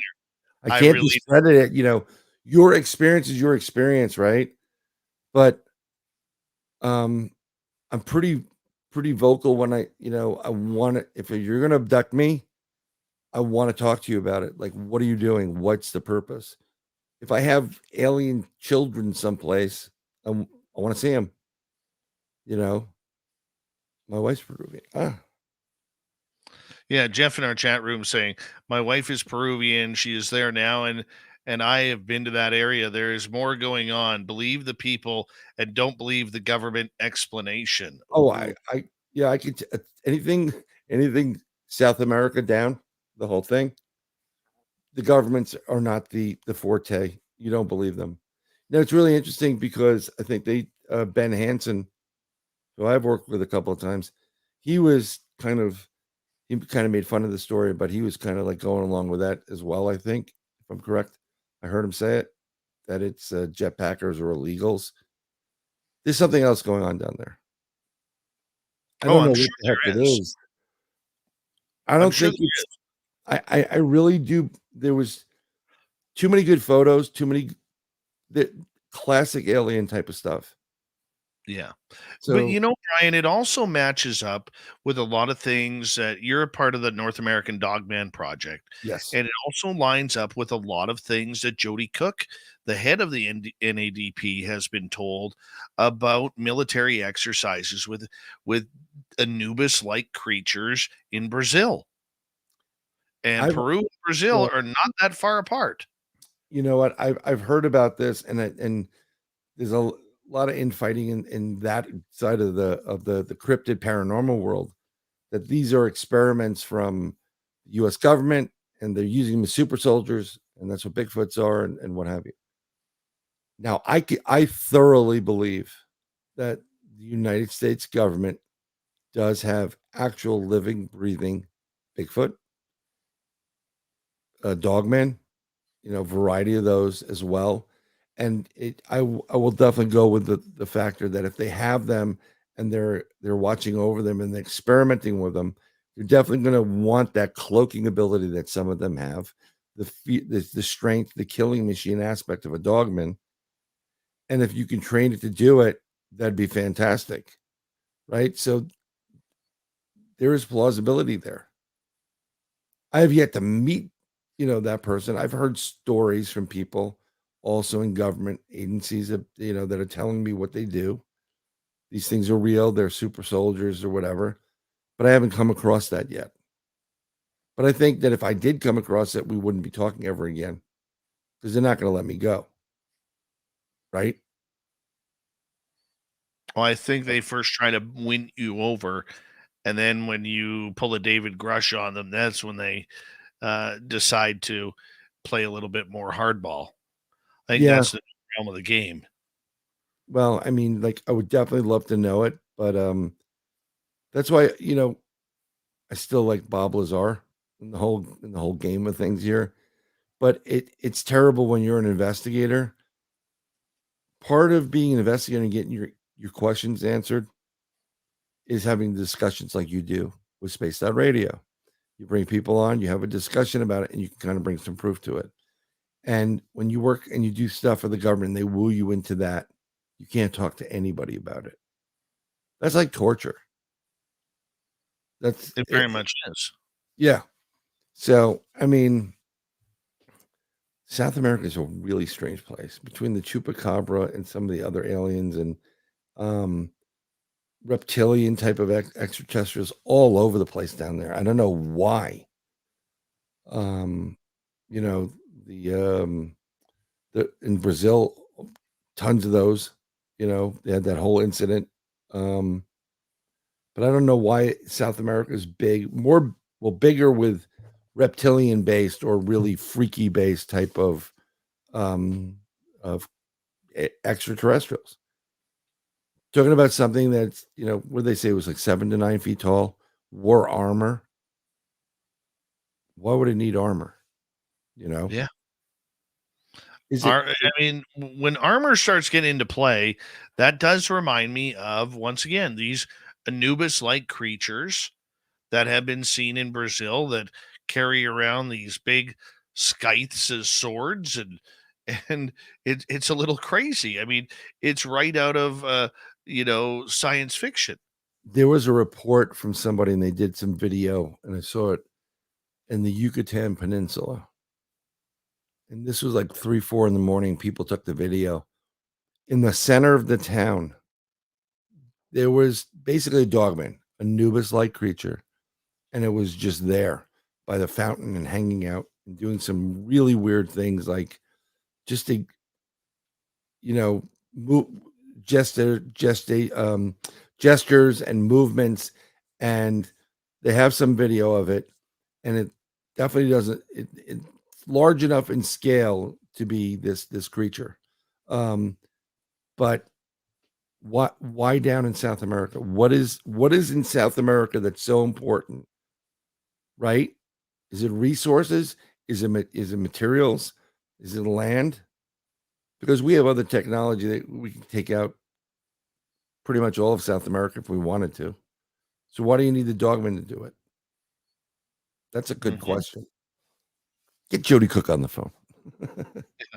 Yeah, we got to get Jody back on the show here Yes. very, very soon. But, this whole thing, like with Peru and what's happening here, I want to ask you, because I know you keep your eye on the political game going on here, and I want to keep the political topic just to UFOs. But what was your thoughts on New Jersey Governor Chris Christie talking about like almost insulted that he was asked the UFO question?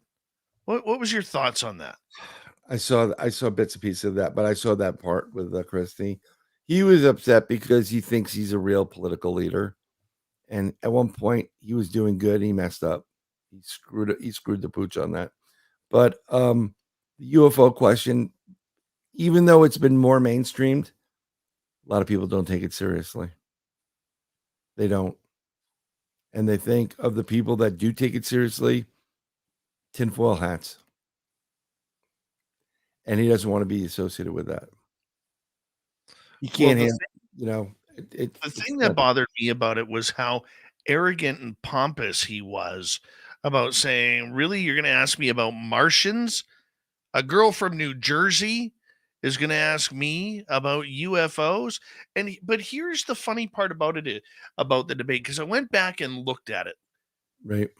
You have Ron DeSantis standing up there, okay, who is financially backed not only by Robert Bigelow, the former owner of Skinwalker Ranch, but also Peter Thiel, who is the money man behind the Enigma Labs, 2 billionaires who are into UFOs, and Ron DeSantis, within the last month, has made comments about the UFO hearings and how he supports them. Yeah. And the panel didn't even bother to ask DeSantis or anybody else about the UFO question. It was like to me, it was like they knew Christie was going to burn the question. They got it out of the way. That way they don't need to ask it anymore because it got the laugh it needed. That was the tension breaker. Had they gone to DeSantis or another candidate, you would have gotten a longer version out of that. There would have been a lot more to it. DeSantis is definitely a former military, definitely with all these people that are backing him up. little bit suspect on my book, but he knows things and he's seen things, he's heard things, and he was ready for that question, and he could have answered it perfectly, and you would have gotten everybody that's on the, really into the hearings right along with him, like, yep, like what he's saying. Christie's not serious. He's old school. He couldn't answer that question. There's no way. He had no way to answer it because he doesn't believe in it. And what's really weird is there are sightings almost on a daily basis now out of New York State, New York City. Okay. Chris Christie's right around the corner from there. The sightings over in where he used to live. Let's take it seriously. We do have craft that are coming here. They're probably challenging our military. A lot of what you're seeing, a lot of those that Tic Tac video, and then I've seen that years ago.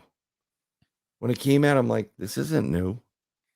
I'm like, this isn't new, right? But I think what you're seeing is we have two different things here. You're seeing people that know what's going on here, that they're going to focus all this attention on these threats and then back it with money. And then all this UFO disclosure you're looking for, it's going to go under the clandestine, or because of national security, we can't talk about it. And they're going to have a huge budget to do whatever they want. I think a lot of the stuff that we've seen on video so far has been ours, reverse engineered, totally reverse engineered, and they're testing it on a military to see how far they would go. Because the powers that be that are within the government believe that we have the best military and we have the best responses and the training on it. And if they can pass or fool us or mess with us, they can do whatever they want in the world. So 100%. I would agree with that. But just the idea that, you see a number of members of the Republican Party turning on their own on this subject, including Mike Turner, who was basically saying David Grush doesn't know anything. He hasn't been, he's never seen anything. We're supposed to trust this guy as a whistleblower. We're seeing all of a sudden the tides turning here on this subject. Well, here's the problem I have with Grush. You're not going to like it, but everything that came out of that man's mouth is hearsay. Of course. Okay. So he's tasked to investigate it. It's hearsay. He interviews a couple people. They're telling him stories. That's hearsay. Their stuff is hearsay. You don't know where they get it from. It's all hearsay. But he had the names and the players on paper that he did turn into the hearing. Both people who would work properly with the government and those that would be hostile witnesses. Because at this point in time, the way the world is, most of these people know that the end game is national security and compartmentalizing. And how many people do we know that have sworn on a stack of Bibles to tell the truth, but we're lying to you? It happens all the time. Well, that's called politics. It is politics, but it's like there's a lot of the stuff you can't trust. You can't. I just don't. You know what? You really want to get it done? Get all those senators and congressmen, get them on a plane, and fly them out to Area 51, to Groom Lake. Go up to Wright-Patterson. Don't tell them you're coming, though. They land, they go, and you'll get the answers. And Area 51 isn't even important anymore. It's like a shopping mall right now. It really is. It's nothing. Dugway's much better to go to. S4 is better. All those things that look like the regular desert. Yep. We'll get into it. We got Bryan Bowden for another 30 minutes here on Spaced Out Radio. And Among the Missing with Steve Stockton kicks off hour number 3 of the mighty SOR. Bottom of the hour, it's Dave 101 night. Spaced Out Radio continues right after this.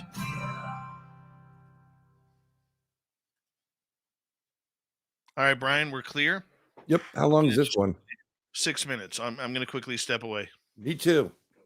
All right, be right back, guys. Be right back, folks.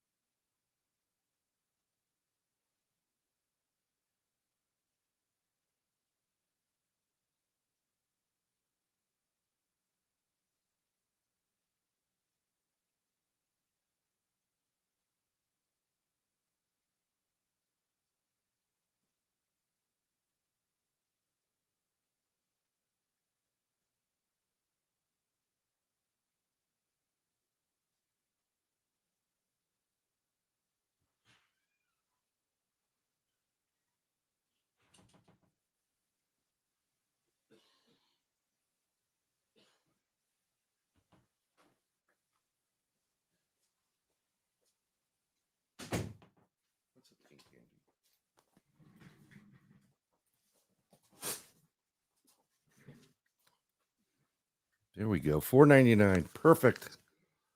Thank you, Lord William.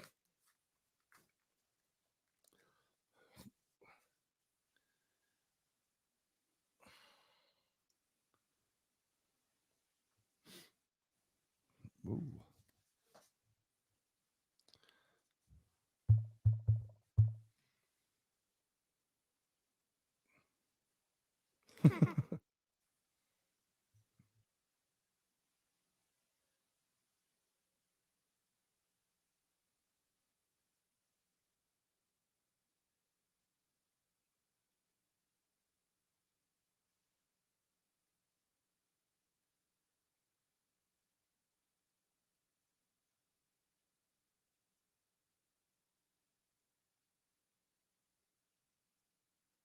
Thank you, Paranormal Pixie.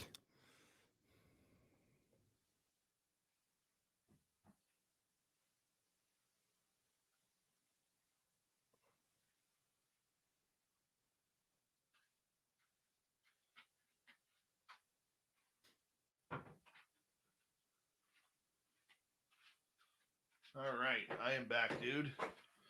I'm back too. Lovely. Lovely. Lovely day, isn't it? Bloody good. Every Yes. time you say William, I just think of Mike Myers and So I Married an Ex-Murderer. William, head pants now. Look at That the size character of the was made after his father. I know, but it was such a great movie. The whole bagpiping scene was great. We've got a bagpiper zone. It's hard to believe that Mike Myers is considered one real jerk to work with. I've heard that. Yeah, I don't know. Chevy Chase was also another one of those guys. He did all these movies and these comedies and what have you, and I heard he really nasty. It's 11:05 Pacific there, Pixie Lara. And Brian, hold on one sec. I want to say thank you to Brian, you, Lord ×2, Donnie, Mrs. Donna, Lala, Dry Toast, and Ed Clater for the amazing super chats tonight. Thank you to another patron, Jeremy Jones, joining our Space Travelers Club, along with Pam Harris and T-Bone tonight. Thank you very much for the love. It's a good way. We're going to be adding more there. I promise you. We're going to be adding more there because we want to make it fun. So I will respond to everybody tomorrow with a new note on our Space Travelers Club. Maybe more SOR haiku on there about Brian Bowden's 8,500 podcasts that he has out there. All right. But thank you, guys. And remember, you can also grab your great swag at spacedoutradio.com. Here we go with the third hour.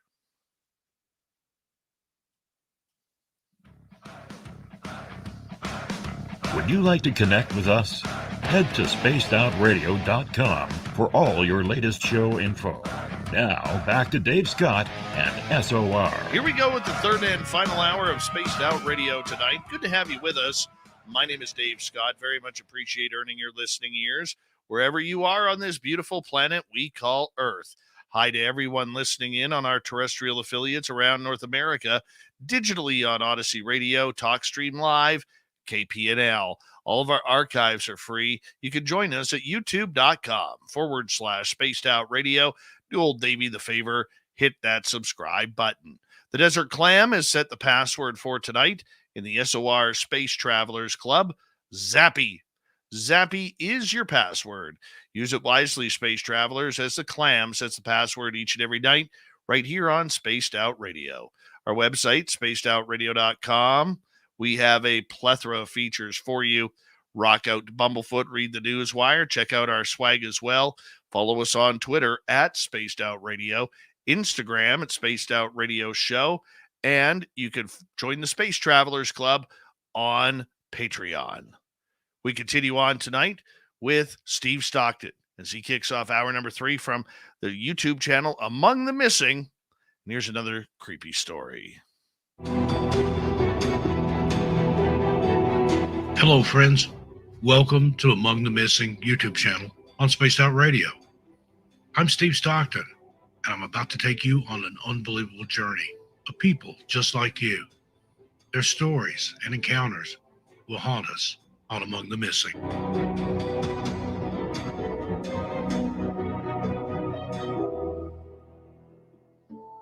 On June 14th, 1969, Dennis Martin went missing while camping in Tennessee's Great Smoky Mountains National Park with his father, grandfather, and brother over Father's Day weekend. Dennis vanished while playfully hiding during a game. Eventually, his father realized he was missing, leading to a large-scale search effort to find him. The investigation involved more than 1,400 individuals, including the National Guard and Special Forces, making it the most extensive search operation ever conducted in the park's history. Although Dennis was not located, an unusual finding was uncovered. 2 sets of footprints were discovered, one matching Dennis's shoe print and the other belonging to a barefoot individual. Officials and authorities have proposed 3 possible scenarios. Dennis may have become lost and succumbed to the elements. He may have been attacked by an animal, or he may have been abducted by an unknown person. However, that third theory suggests that possibly a wild person may have taken Dennis, as evidenced by the bare footprints. One man, Harold Key, claims he saw a strange wild man running in the woods after hearing a scream in connection with the Dennis Martin case. There are ongoing discussions on social media platforms like Reddit regarding disturbing rumors about feral individuals who engage in cannibalism in real life. The case of Dennis Martin is still a topic of conversation, and many TikTok users have expressed recent concerns about the number of people missing in national parks. Now, there are people that enter the national parks in order to escape the law or to even start a new life. However, these individuals are not wild or feral people living in the wilderness. They're just regular people trying to avoid being found. Some people may seek refuge in national parks to escape abusive or dangerous situations. Here's some factual statistics about national parks to alleviate concerns or dispel myths about these individuals. Every year, national parks witness about 1,000 deaths that could be attributed to falls, medical emergencies, vehicle accidents, or drowning. Out of these, drowning is the most frequent cause of the loss of life. Unfortunately, around 30% of these deaths are a result of self-harm. Although homicide is responsible for a few park deaths, such incidents are rare and usually involve known individuals. Parents or caregivers may abandon children due to poverty, mental illness, or fear of punishment for having a child out of wedlock. As a result, these children are left to fend for themselves in the wilderness. Additionally, children may become lost or separated from their families during recreational activities in parks, only to never be found, which forces them to adapt to their new environment to survive.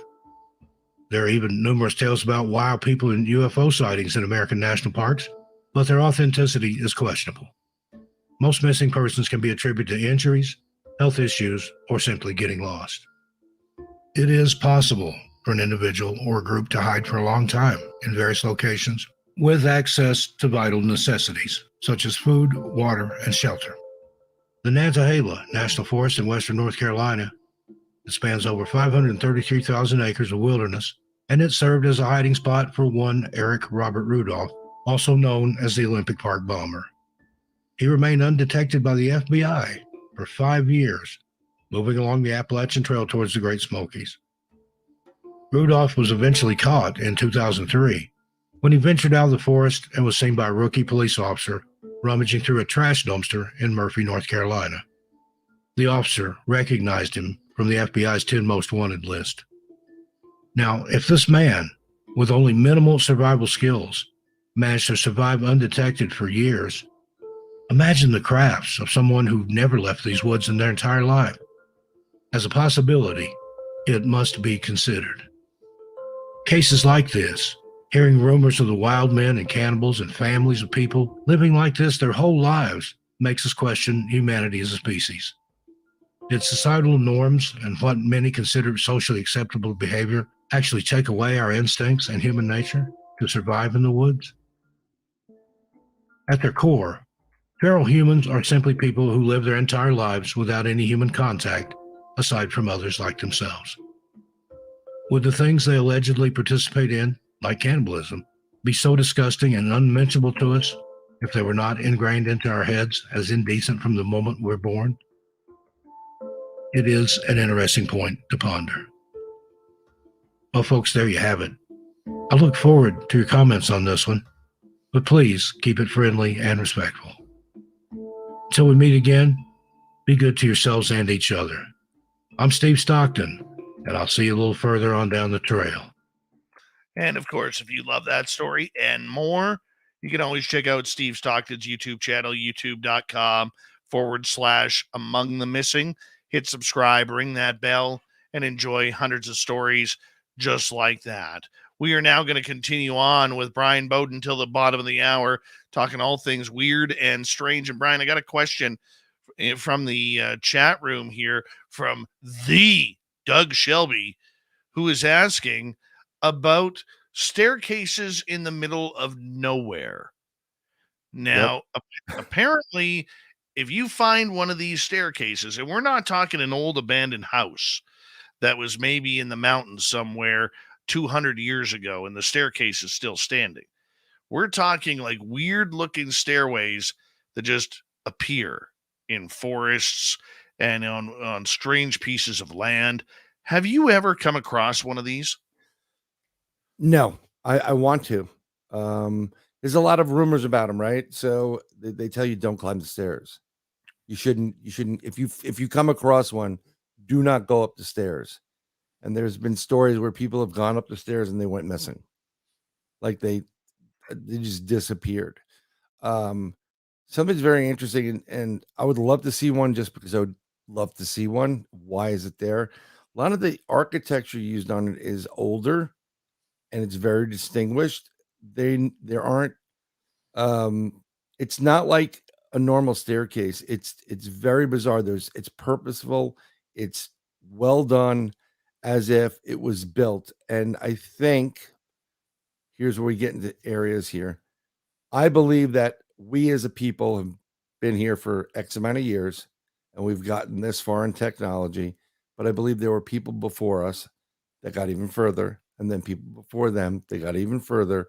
And what happens is we get to a certain point where we mess up, it all gets covered under sediment and everything, and then we restart again.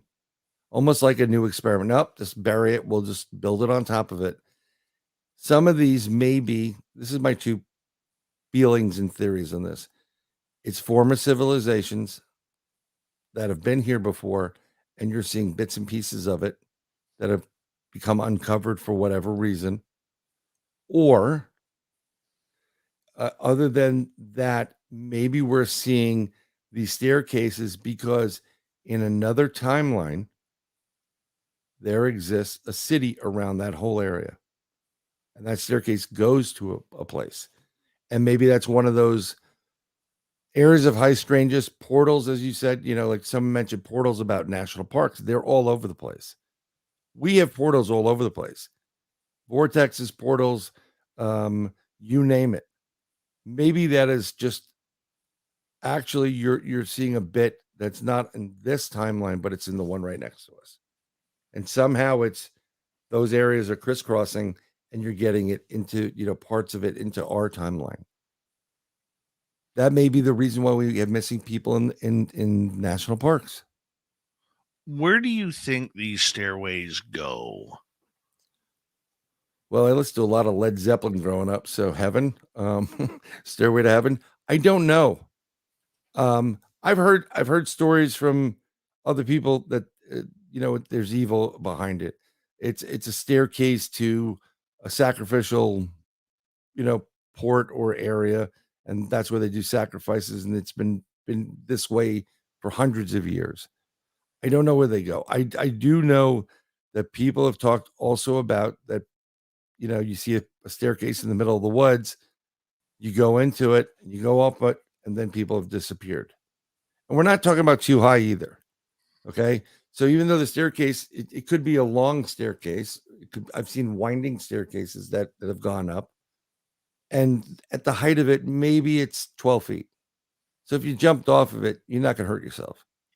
But people have talked about going up there and feeling weird, feeling strange. Maybe that's the spot. Maybe that little area there, we're getting something from timeline A coming in. We're in timeline B, and you disappear, but you go into a different timeline. And you don't know what it's like in that timeline.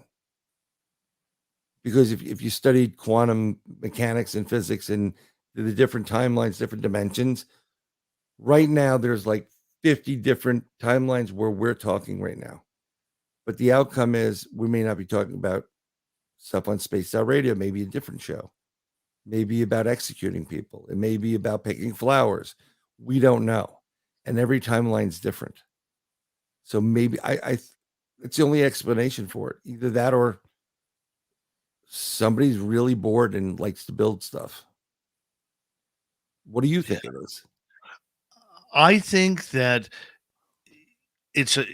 I'm hoping it's a myth. I've never seen one of these things before. Neither have I. I don't want to see one. I would never go up it because I'm literally afraid that when you go up those stairs, you either walk into a different dimension or fall into another dimension. Right. So here's the thing, right? So we have a lot of on the East Coast going from New York State all the way up into Maine. We have a lot of stone chambers. You had Linda Zimmerman, who's done a study on it, and she said, oh, they're root cellars, Native American built. They're not root cellars, and they're not Native American built. In one of the chambers we went into, it's 10 feet by 10 feet. There's a big rock in the back of that chamber, huge flat rock about the size of a door, thousands of pounds. And if you look at it normally, you don't see anything on it. You put a UV light on it, there are 4 runic letters on that thing. It stands for Earth, Wind, Fire, Water. I'll bring the pictures the next time, and I'll show everybody it. Online, you can see us doing it. I started using, I like frequency and I like sound and I like vibration. That is the key to everything in this world. Bringing in craft, bringing in cryptids, having ghost encounters and others. And we ramped up this chamber. We were using a FLIR, and my hand to God, it looked like a portal was opening up. You see this purple, dark, deep purple start forming, right? Like a circle. And then it's blue on the outside, and it's almost black in some of the circle. And at one point, if you go to our Bronxville Paranormal Society YouTube page, it's on there. It's one of the FLIRs. My hand to God, I saw something peek in and peek out. It took a split second, and I call it. Somebody just peeked in there. We created a portal. Now, problem with that is, the curious side of me is, I want to see what's on the other side of that portal. Yeah. The other side is I've got 2 kids and I got to take care of them. So I plan on going back up there and trying to create the portal again, and using a drone or a faux pro, GoPro on a stick, and putting it in there and see what we get. But I know it's a portal, and I'll tell you what, Skinwalker Ranch, they had a rabbi on. There are prayers for portals. They started opening a portal. Exactly what took place in Skinwalker Ranch took place in our video. We opened a portal, and it was because of frequency and tone. Exactly. And I'm like, the minute it came on, I called up my buddy. I'm like, dude, are you watching this right now? We did this. And it validated everything we thought, that we created a portal. And these chambers, and I believe a lot of these chambers that pockmark around the Northeast, but there are also these other stone chambers around the globe. I believe that these were portals or transportation hubs to go from point A to point B. I believe Stonehenge, using frequency and sound, bouncing off all the stones, you would have the druids wrap around them, right? And start using their vocals, creating frequency and sound, bouncing off of it. I believe when you stepped into that center of that, you got shot wherever, depending on the frequency and sound. Like not a time machine, but a portal. So if you wanted to go to Avery, you knew how to do it, and then boom, you got shot to Avery. Because there's a lot of symbols throughout history of the circle within a circle within a circle, like a spring. That symbol is always meant portal or doorway. There's the place in Peru that has the doorway in the mountain, and it used to open up and things would come out of it, and one guy went in it at one point. It's all about frequency and sound. The pyramids are all it's all about frequency, sound, vibration, and resonance to bounce off, create portals, and create energy. That's what they're there for. It's not a king's tomb.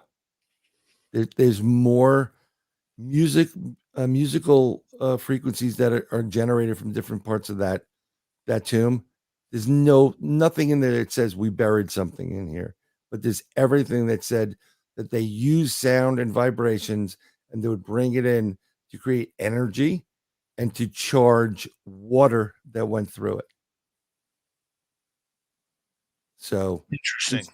These staircases are pretty interesting, but you need a GoPro. Have a GoPro go up there, or have a drone. You find a staircase in the woods, hold on to it, go out, get yourself a drone, right?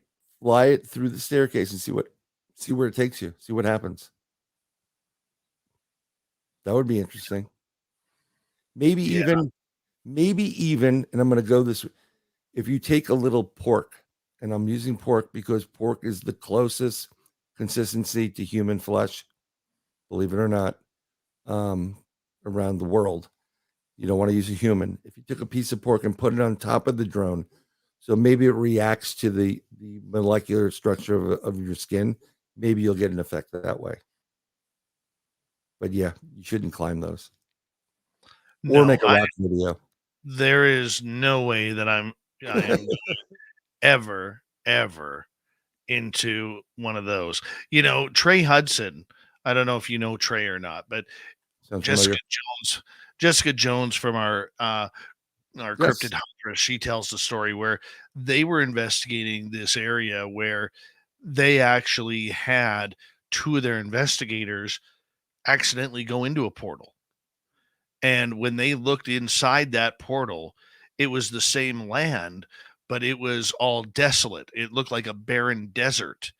And luckily they were able to walk out of it, and they actually got it on FLIR camera, and you couldn't see it in regular with your eyes, but with FLIR camera, you could see it. It's like a square in the middle of the forest.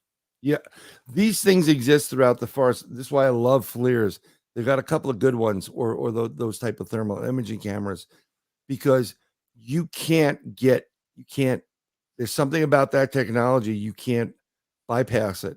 It sees things you can't see. That's why they use the Xbox, cameras for the XLS, because that stuff can tell you your blood. You can tell you the rate of your blood going through your system just by you sitting there. Another cool thing is I've had a couple experiences where I get to certain points in my car, the new vehicles, and they have all the sensors on them. And I don't know where they just go beep. And my theory is there's nothing there. There's not a fly. There's not wind, nothing. It should not be doing that. And I think you're picking up residuals or ghosts or spirits through those sensors in areas that have had accidents, because it's only happened to me in areas where there are known accidents. Yeah, I haven't had the sensors in my vehicles go off yet, but that is an interesting theory. Bryan, we got just over 2 minutes left with you tonight. 2 minutes. Do you want the lottery numbers or No. 423? I'm gonna hit you up with a question, because this kind of leads to my Dave 101 in the next half hour. Okay.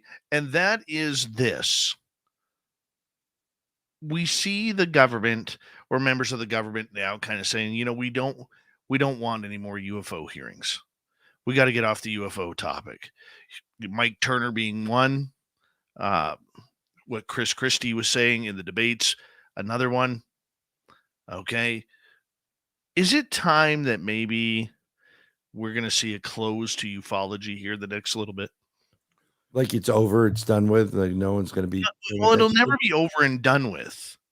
But do you see a time where, people are going to back away from it? Because everything has its time span. No. I'm a research investigator. I know what I've seen. I know what I've experienced. People that have experienced or seen it are definitely going to want more answers and questions. The general public that thought it was kind of cute, like, oh, let's go out, whatever. These are the ghost hunter people and whatever. They'll get bored with it and they'll move away. Oh, they're not real. The government said so. So I think it's going to continue on with the serious people like it has been for decades. And I pray that MUFON gets reorganized so that they can get back to doing what like 0.5% has been doing lately. And then you'll get some investigations. My favorite is it's not MUFON. It's the National UFO Reporting Center. That's better research. And I think those people will still all be in the playing game and we'll all be doing it. And it'll never go away. It's an enigma. It will never go away. Bryan, thank you for coming on Spaced Out Radio again. I know we'll talk to you before the end of the year, and it's always a pleasure to have you on this show, whether it's as a guest like tonight or on our roundtables. It's always great to have you here, my man. So thank you so much. My pleasure. Thanks, everybody. Have a great night, or for me, good morning. Coming up next, it's the Dave 101, and then We got the weird news of the week. Pharma Bro is back.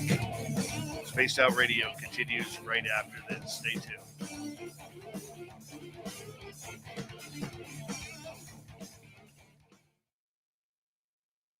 All right, my man, we are clear.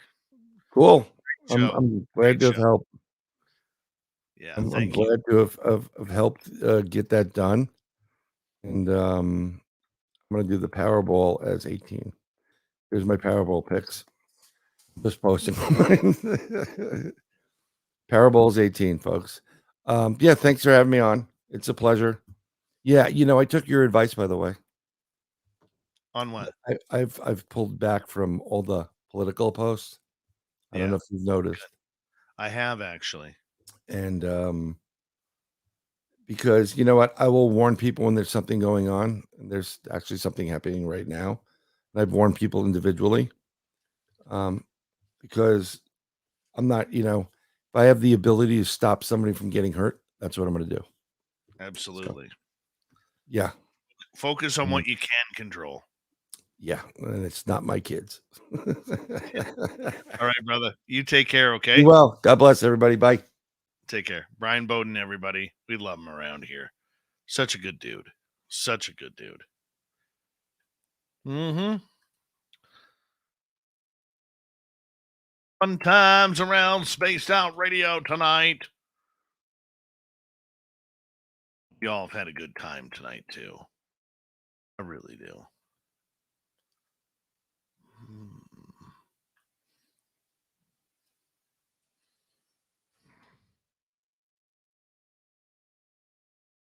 2 seconds here. I'm just getting everything sorted out.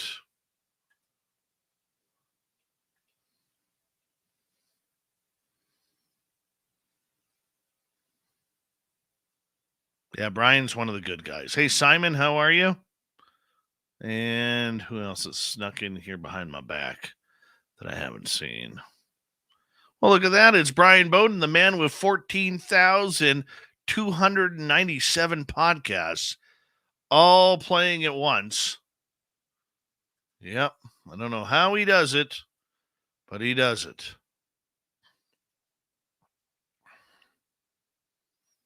Mm-hmm.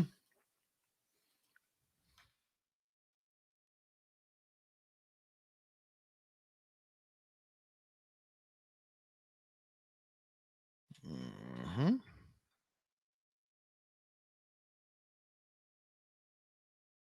And one more. Mm-hmm.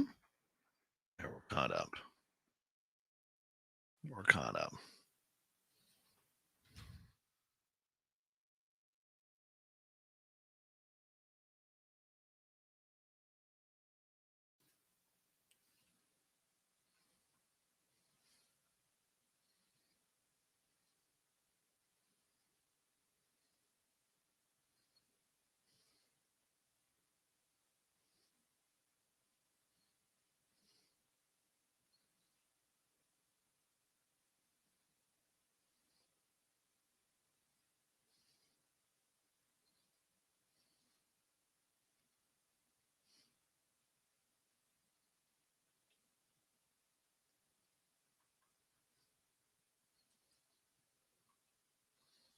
Yes, we do.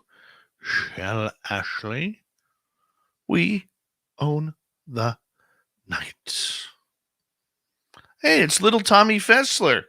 There he is. How's Cupcake doing, buddy?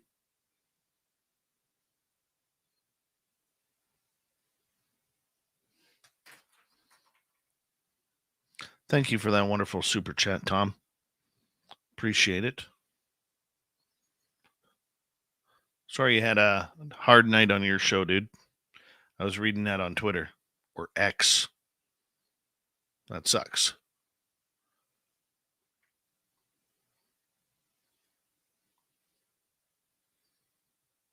Dirty, when he does his cartoons, he's got to go feed the cats. So he disappears.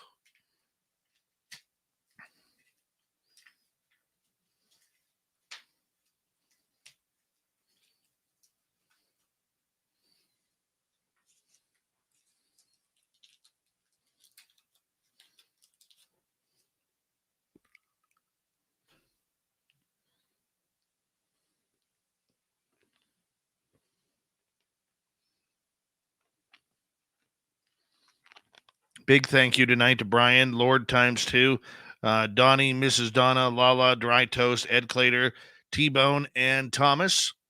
And another one for Bryan there. No, I was teasing, buddy. I was teasing.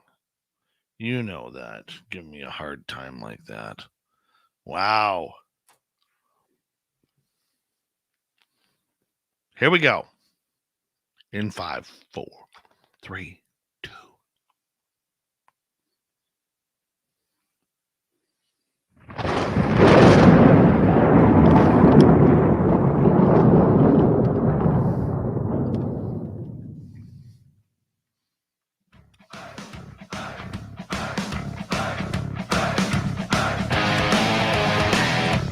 Here we go with the final half hour of Spaced Out Radio tonight. Good to have you with us. My name is Dave Scott. Always appreciate hurting your listening ears. Reminder to all of you that if you've missed most of this show or others, check out our free archives by going to youtube.com/Spaced Out Radio. Do old Davey the favor.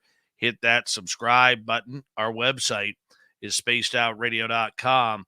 We have a plethora of features for you. Rock out to Bumblefoot, read the news wire, check out our swag as well. Follow us on Twitter at Spaced Out Radio, Instagram at Spaced Out Radio Show, and on TikTok at Spaced Out Radio. It is that time of the week where I yell at all of you to get off my lawn. Why? Because it's the Dave 101.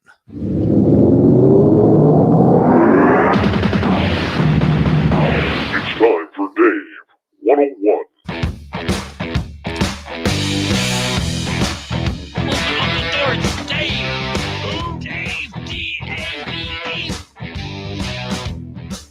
Dave's not here.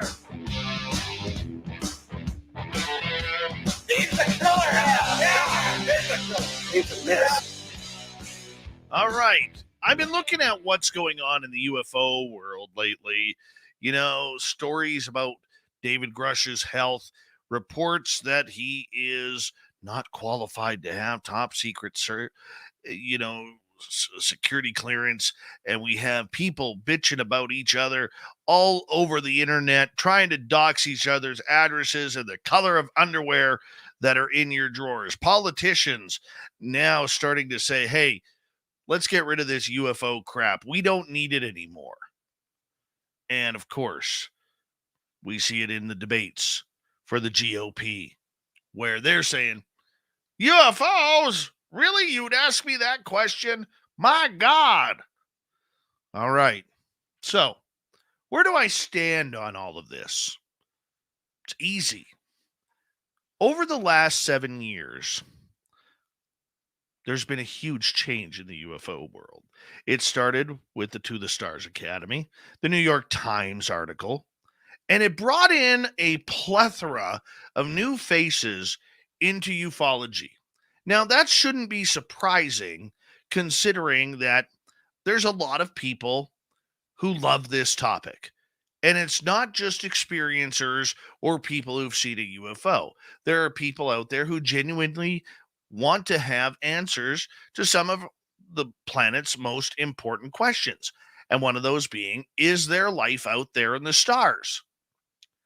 But through it all, we've seen UFOs become UAP to go back to UFOs.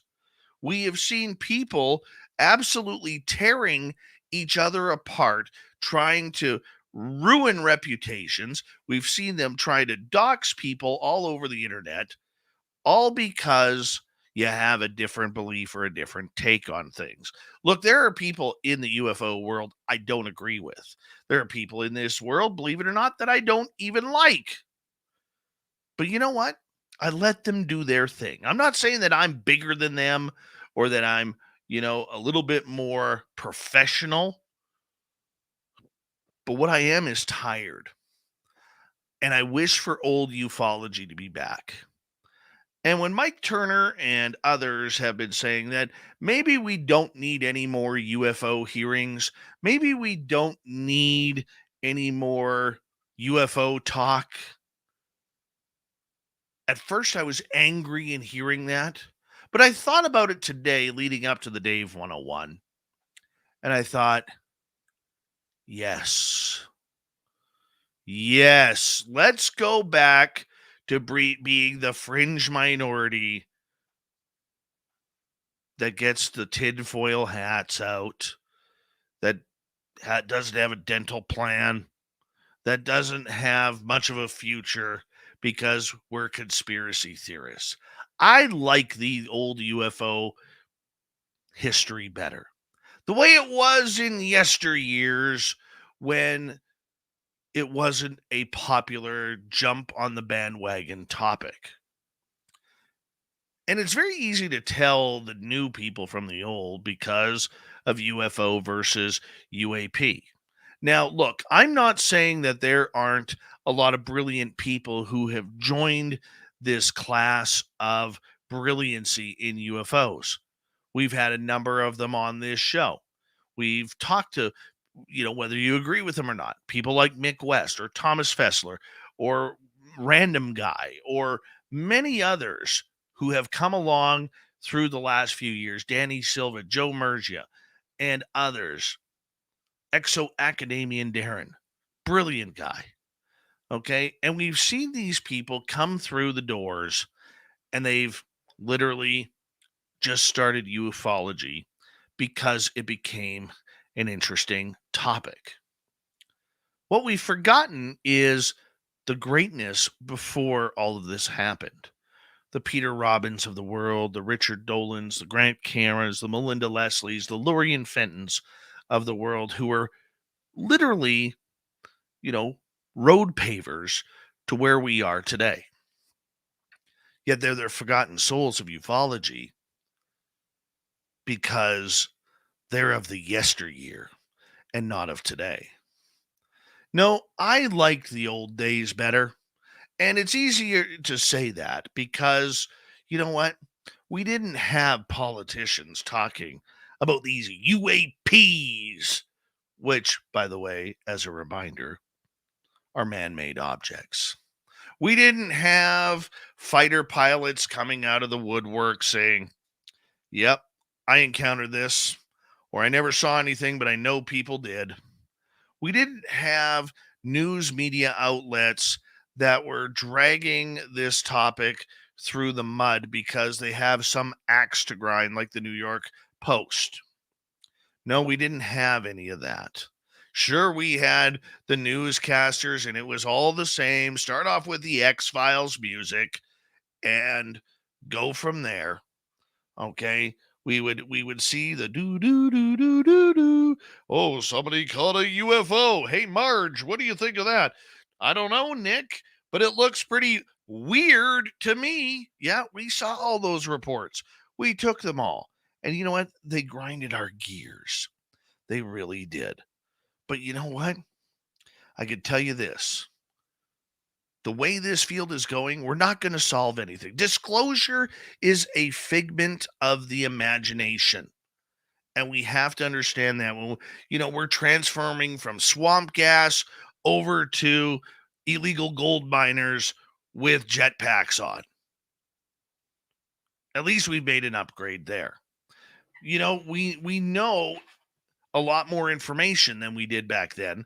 Thank you to Lou Elizondo, Chris Mellon, and many of the ilk like David Fravor and David Grush. But all of this that is turning into disclosure for dollars, whether it's the Enigma Labs, whether it's the Galileo Project, whether it's the Fighter Pilots Union of the Universe or whatever they're called, okay, we didn't have that back then. This was about a time when we collected stories. We believed those stories. We believed people's videos. Yes, there were the charlatans that wanted to make a buck off of this, and some of them made more than two. But the main thing is everybody's heart was in the same place, working together, whether you agreed with them or not, to try and get the information from so-called insiders to bring to the public awareness. It got your books bought, it got your conferences paid for, and it got your name out there on every documentary, even though the titles were different. That's what I liked about it. It was simple. Today, extremely complicated. And it's not that people aren't doing good work. People are working on this subject harder than ever to try and bring out the truth. The problem is we don't know what truth is anymore. We are too busy trying to play a political game where there is no winner and there is only losers. And those losers being the people who've put the time in or those who've experienced something that they just want an answer to. The U.S. government has no more interest in this subject. Many do, like Tim Burchett or Anna Luna or even Matt Gaetz or Marco Rubio. Even Ron DeSantis, who's running for the Republican candidacy, needs to answer some questions, especially with both Robert Bigelow and Peter Thiel, both well known in the UFO community, are backing him financially. But the rest of it, the millions of podcasts, the millions of YouTube channels, and everything, I wish it would go away. Now people will say, well, Dave, does that mean you're going to go away? No, I'm not going anywhere. I was here before it by about a year and a half. But nonetheless, I was here before it. More like 2 years. But there are good ones that have come out. Okay? There's some very good broadcasters that have come out of this. I think of Thomas Fessler. I think of Exo Academian Darren. I think of, the work that Joe Mergia has done on Twitter. I think of many others out there. Christina Gomez, another great one. We wouldn't know who she was if she didn't fall in love with this subject. We have benefited, but the benefits have definitely not weighed out the negativity of where this topic has gone. No. We are still a far ways away from being human again regarding this subject. And it's not just the politics of it all, it's the politics of ufology or uapology, whatever acronym you use, that is causing this. I can't understand how somebody can sit on Twitter all day and night just hammering people. I can't figure that out. I can't figure out how other people are trying to ruin others' relationships, careers, names in the field because they don't agree with them. To me, that's just ugliness. That's just ugliness that doesn't need to be in a very fun field. UFOs should be fun. There's not everybody doing it. We should be allowed to have some fun while we are discussing these topics. And look, I understand that there are people who are done with the fun. They're done with the anecdotal stories of people seeing lights in the sky, flashing down on their patios when they're trying to have a hot dog. I get that. But they don't deserve to be criticized to the point where they can't enjoy this field. It seems like if you're not a critic these days, you're nobody. I don't agree with that topic. I don't agree that that's the way it should be. Everybody has a place. We need to accept it more. Whether you're a YouTube channel, a live radio show like we are, whether you're a podcast. There isn't much money here, but for those who want to play, there's enough. Enough to maybe get you a vacation every year, or maybe pay off a student loan, or buy you a new car over the next 5 years at a relatively good interest rate. No, we need to calm down a little bit. We need to all sit back and bring the fun back to this. We're not getting disclosure. We got to stop that dream. And that's not being negative. It's not being negative at all. It's showing a reality that there is more to this than what we know.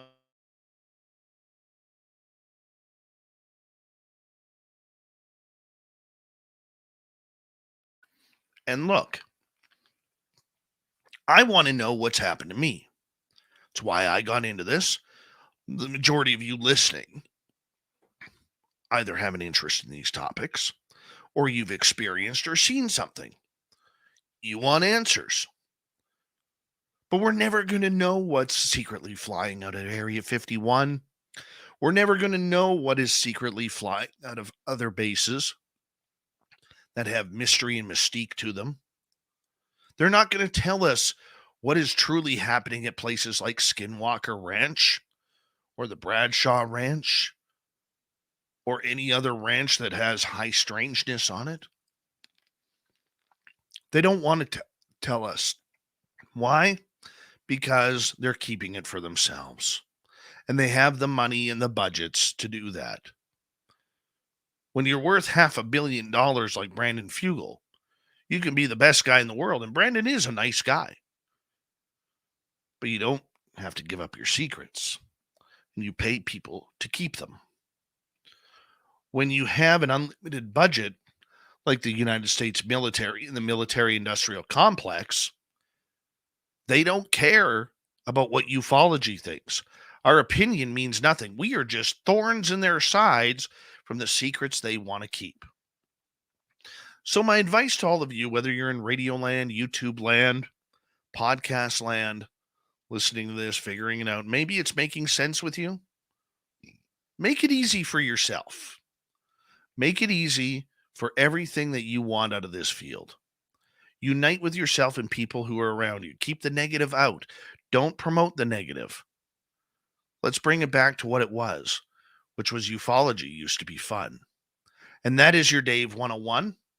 And we appreciate you getting the point. And hopefully it resonates with you. Leave a comment below if you're on YouTube and let us know what you think. Here's the news. What time is it?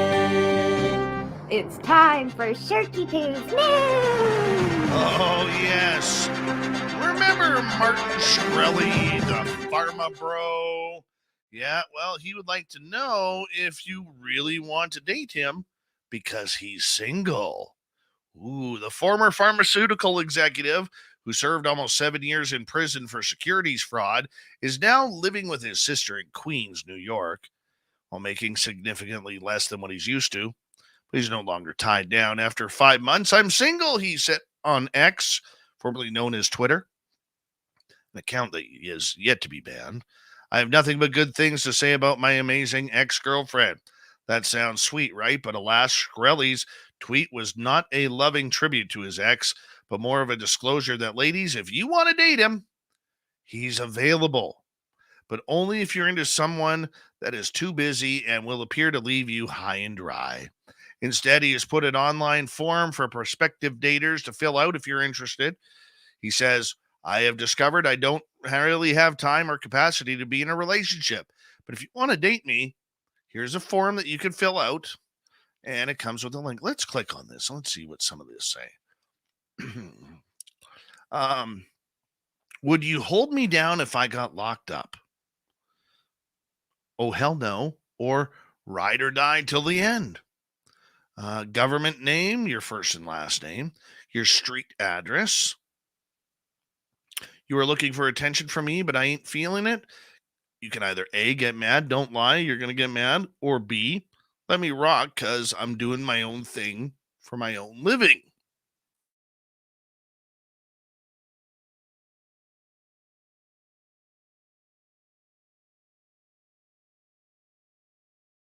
This is strange. Okay, Martin, what else do you got for us? Have you ever been to prison or jail? Yes or no? What's your email, phone number?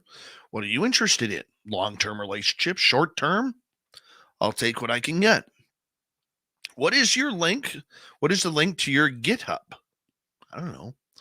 Gang, mob, set, crew affiliations? Are you blood, crip, LK, hacker, other, or none? What is the link to your Twitter? Indicate your educational experience. Do you live in New York City? What is your Instagram? What is your TikTok? Have you ever self-identified or have generally been considered by your peers to be a thought? Yes, no, maybe. How old are you? What are your measurements, height, and weight? Include a link and video of you speaking or presenting. This guy, oh, here's one.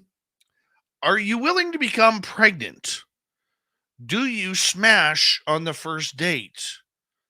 Submit your cover letter or resume here. What are your hobbies and interests? What's the last book you read? Oh my God. You can't make this up. Pharma Bro is looking for some love. All right, let's continue. Yeah, crazy plane lady, Tiffany Gomez, is giving herself a glammed up makeover as she attempts to rebuild her public persona after proclaiming that a fellow passenger on an American Airlines flight was not real in a viral video last month. Gomez posed smiling in a gleaming kitchen, barefoot, in a white t-shirt and blue jeans in a pic that generated nearly 19,000 likes on Instagram. Of course it did. One moment doesn't define you, but it could define your purpose. The marketing executive captioned the images that included hashtags self-love, empowerment, motivation, and stay tuned. Funny, nothing about reptilians. The post was immediately flooded with comments from her 92,000 followers, many of which speculated that Gomez was glossing over her alleged alien encounter with a fellow traveler on July 2nd. I reckon this is an AI account, and the woman from the plane is locked up in Area 51, one person suggested. So weird, another one wrote. You were clearly spooked by something on that plane. Then you come out on social media to say, sorry, for what? Without even explaining what you saw or what happened. And now these ultra airbrush stage photos with sentimental quotes. WTF is actually going on here. Several others warned Gomez that she was about to become the object of affection for men that have a foot fetish. Oh, yeah. And others, well, girl, you can tell you are new to social media. Never show your feet unless you charge for it. You're welcome, one person wrote. Other one said, feet pics already? Tiff, let me help you out with the internet. Also, let us know what you saw. We're not buying this one bit. In the now viral TikTok video, Gomez says that she was losing her cool on the flight, all because there was a reptilian on board. Oh my. Just shake our heads. We got Mr. Ron Bubblefoot Thal rocking in the background with Little Brother is Watching. Bubblefoot is the official music of Spaced Out Radio, rocking us in and out of every single show. Get your horns up for the guitar god himself. Special thanks to everybody listening in at work, at home, in your cars, wherever you may be.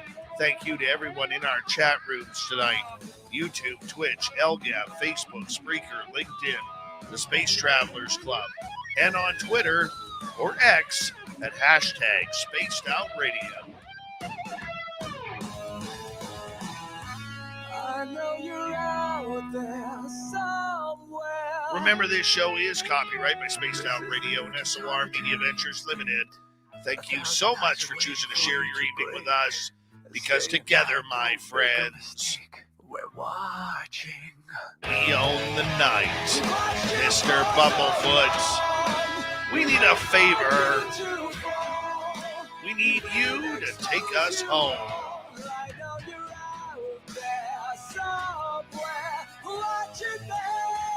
Yes, the Woo train has docked for the night.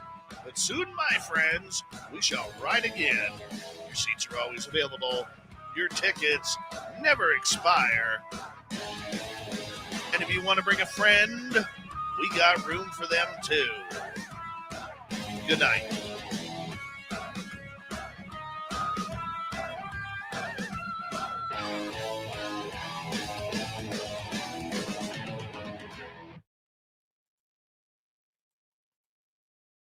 Sorry about my voice there at the end. It worked, though. It worked. We'll take tonight as a victory. Let's go like this. Download this. There we go.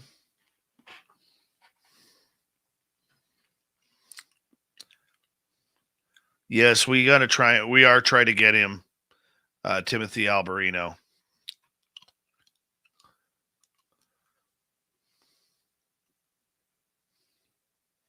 Thanks, Peppa H. How you doing? Philip Blair, good to see you.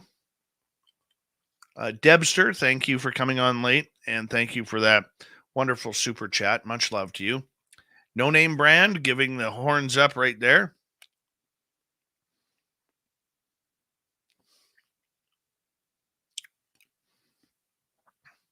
Alex Sanchez, how are you, my man? Good to see you. Bombshell Bomber. There she is, our resident bombshell.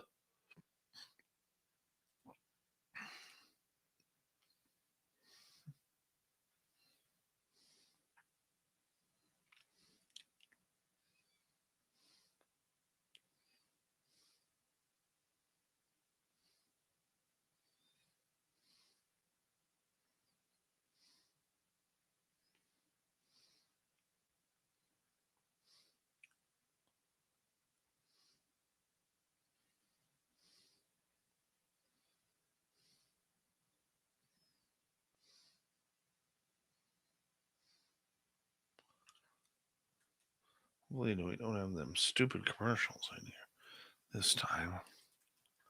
So weird last night. Trying to get a hold of Gary Nolan. He returned my email after a few weeks. Apologized, said, send me some dates in September. And then I did send him dates in September, but he never got back to me. And I know he has vacation coming up too. So, we'll see what happens there.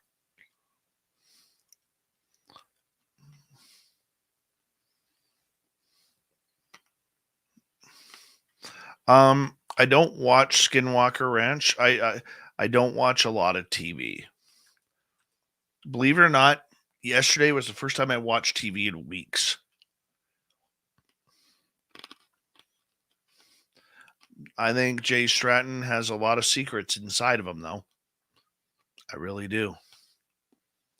I'd like to know what they are.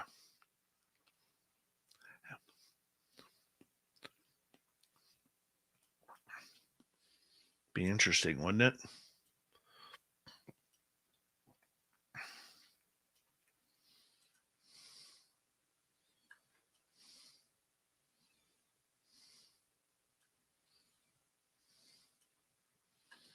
I don't see anything weird in here today.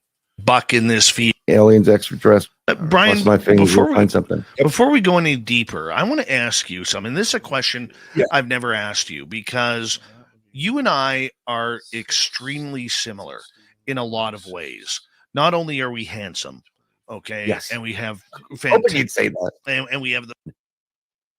I was very friendly with is he played basketball. Daryl Dawkins, Chocolate Thunder, and Daryl was close to 7 feet tall. And when he got out of a car and he stretched, it was like he was pulling the sun down. I mean, he was massive. For a swear word. And my first Bigfoot experience took place in summer camp, and in that bunk earlier that year, Dawkins came up and he got drunk, and you'd go around and you mess with the kids. And he started doing like blah, blah, blah, blah, blah, blah, blah, in the middle of the night, and these kids, and they're freaking out, right? Okay, and I'm like, okay, cool. Just I'm up. Hey, what's going on? I don't need that kind of crap. And later in that summer, there was a Bigfoot in my window, but I knew it wasn't Dawkins. Everything, I knew how it worked. All the lights were off. Everybody was in bed, 3-something in the morning, and there's a massive head in the window, and it's doing that look around, like, and my feet, literally where this thing is, my feet are, I shit you not. Oh, sorry, Dave. There it is. And my feet, literally where this thing is, my feet are, I shit you not. Like, and my feet, literally where this thing is, my feet are, I shit you not. Oh, sorry, Dave. There we go. That's a nice save right there, Davey boy. Good save, kiddo.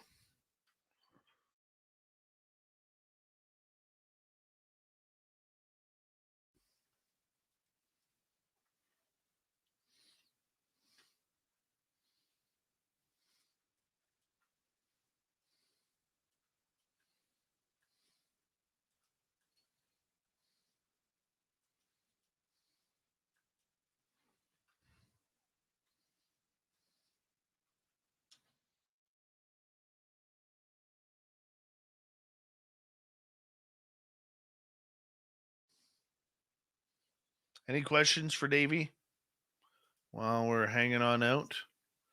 Editing tonight's show.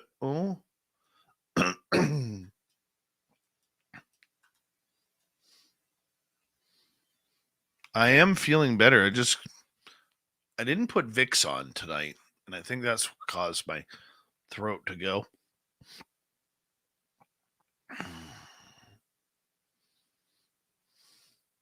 The other thing I didn't do is I didn't open up my sinuses. And normally I try and do that before the show. So bad on me for thinking, no, you don't need to do that. Guess what? Yeah, you do. Goofball.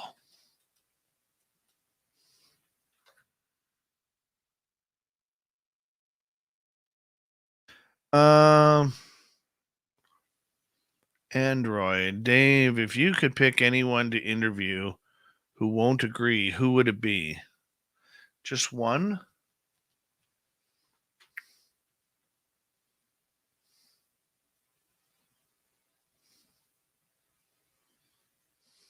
Who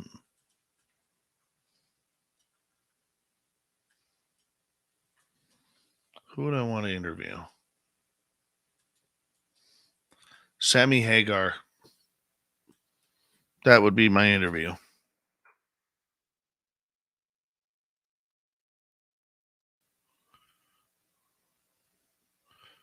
Deb, I haven't had a bath in a while. I've been shower guy lately. So are you in my shower, Deb?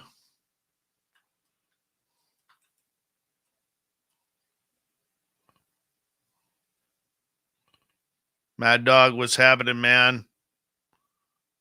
Thank you for the love. Look at that. That's good love right there by Mad Dog. Good love.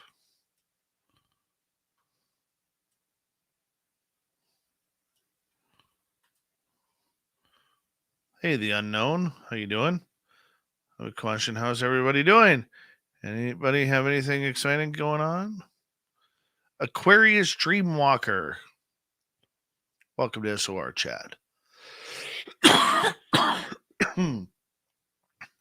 Hey, Tim Mothman. Dave could tear Greer to pieces. No, not right now. I'm too fat. He's too bulky. But I did save you all $3,500 teaching you how to CE5 without having to spend the money. I'll do it for free with you.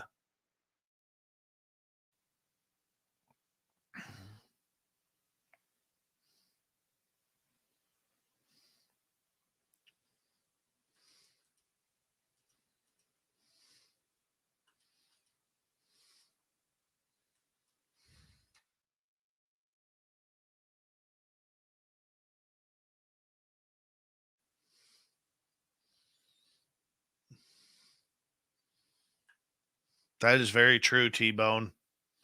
Very true. Always wash your hands after Vicks Vapo rubbing or hot sauce, people. You can cause yourself some pain.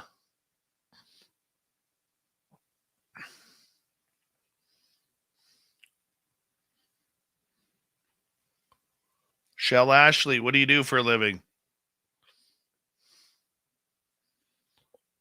Number 4.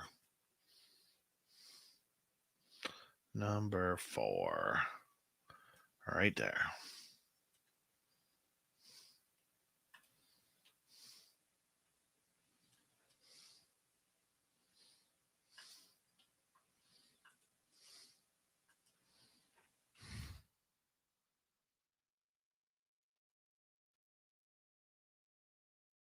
I've never met Keith Richards or Mick Jagger. Only rock stars I've ever met were Gary Hoey, who's an incredible guitarist, Bumblefoot, ran into Joe Perry one night, Chad Kroeger. I think that's about it for music-wise. Oh, Mike Reno from Loverboy.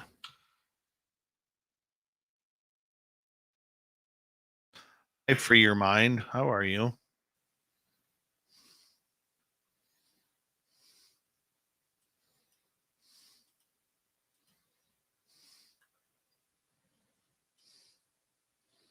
Yeah, I haven't met a lot of rock stars. I did meet DJ Ashba a couple of times. Dizzy Reed. Tommy Stinson. When they were all touring with GNR.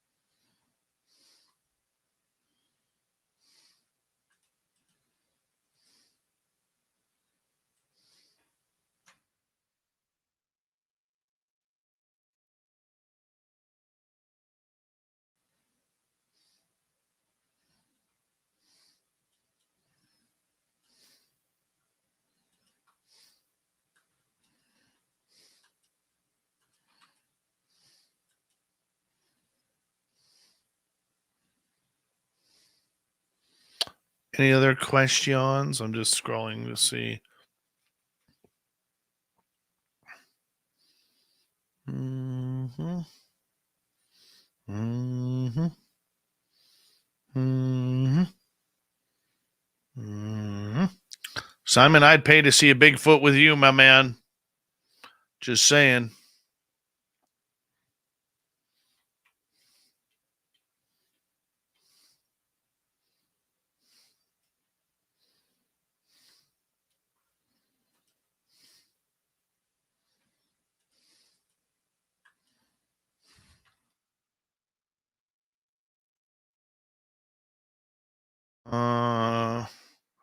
No, Charles Hall, no, he's never been on the show. A lot of these guys are getting old, and they honestly, it's not an insult, but they can't stay up this late anymore.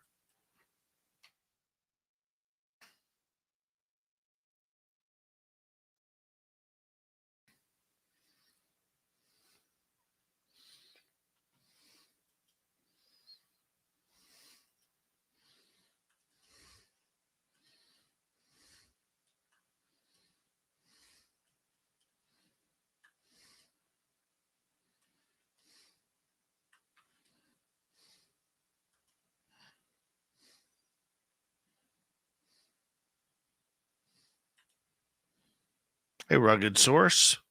Daryl Sims, I'm not really interested in bringing him on.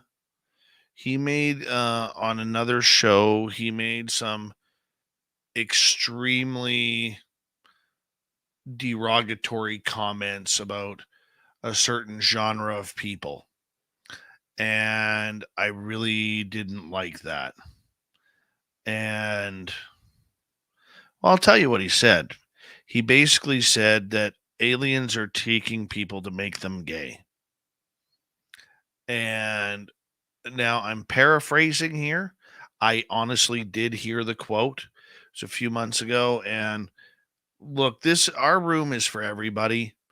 I have my own personal beliefs. Each and every one of you have your own personal beliefs, and they may align or not align with Daryl Sims. But I don't want to deal in that crap. I really don't want to deal in that crap. And, you know, it's just disappointing. It really is disappointing. And not that I'm being woke or anything like that. Okay. Because I am very anti woke. All right. But I do support everybody for what they want to be or who they are what their sexuality or religion or color is. This is a home for everybody here. That's one thing I love about our community, is that we have built here, is that there's place for everybody. And I mean, you look at our chat room. The majority of you are Americans. Okay, I'm sure there's a big split down the middle, Republicans versus Democrats. But when you guys get here, you don't give a care. All right, you don't give a care, because we're all here for the woo, and everybody's allowed. Thank you, Android. Everybody's allowed to enjoy the woo. You know, I don't care if you're a man into men, if you're a woman into women, if you're bi, pan, trans, whoever. Don't care. Don't care.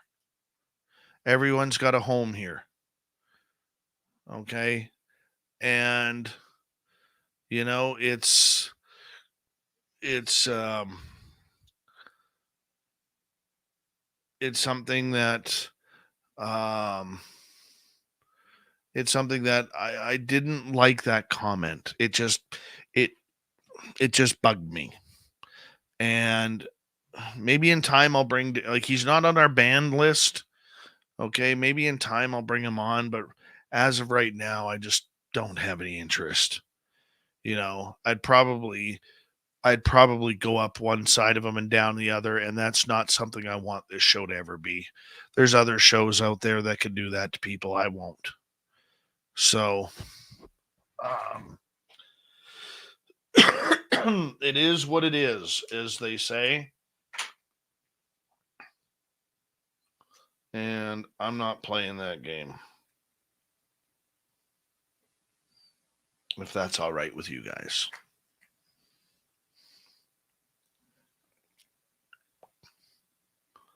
That won't even work. Trust me, I do. Canada's making Jordan Pete's take social work. Yeah, that I don't agree with that. I really don't.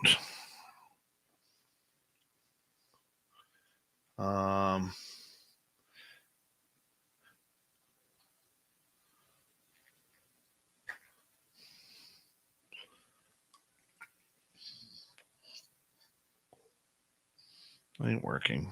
Damn it.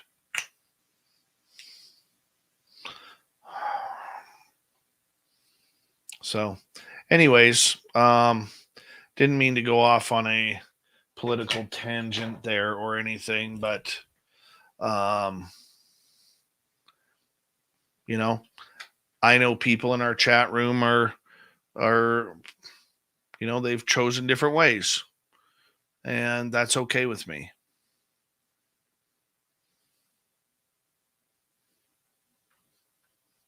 Ross Dogs, hey, it's that time of the night, people, where we say hello, how are ya, to our good friends in the alphabet agencies. And you know what? Thank you for tuning us in.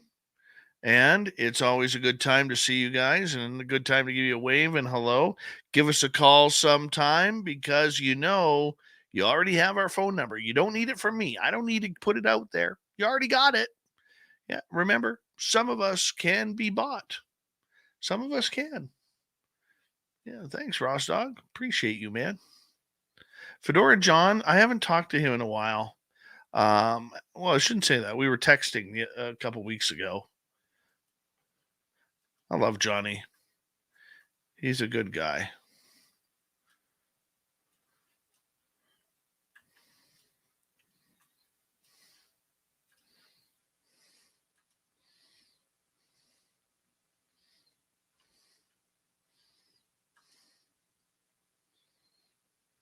Right.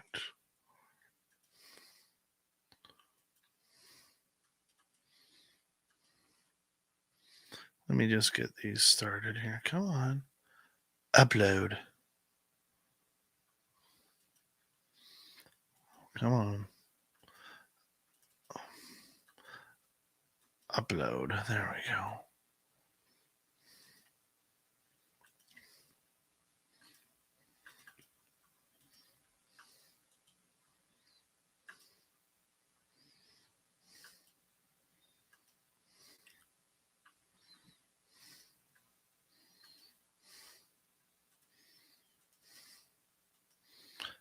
Upload.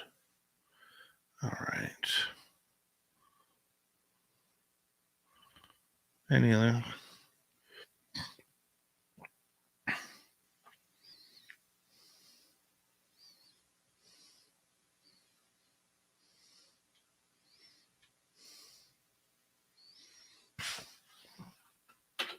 I'll be right back.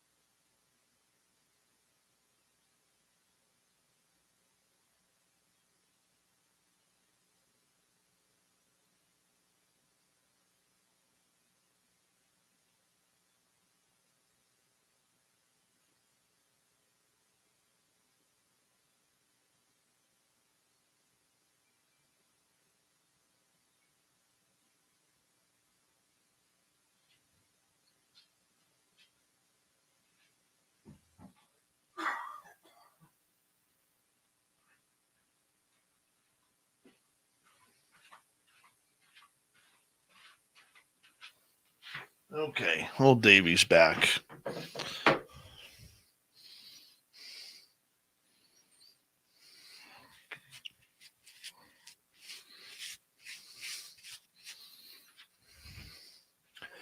Let's go here. Let's go here. Let's go here. Let's go here and transfer that now. And what else are we doing? We're going like this.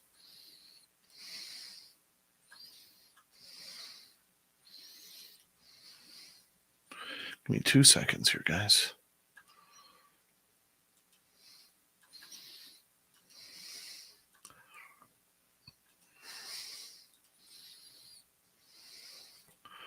Okay.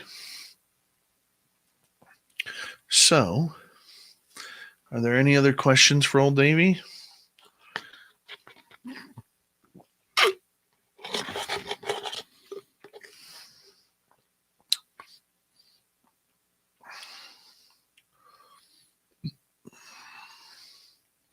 Do we have any writers in here?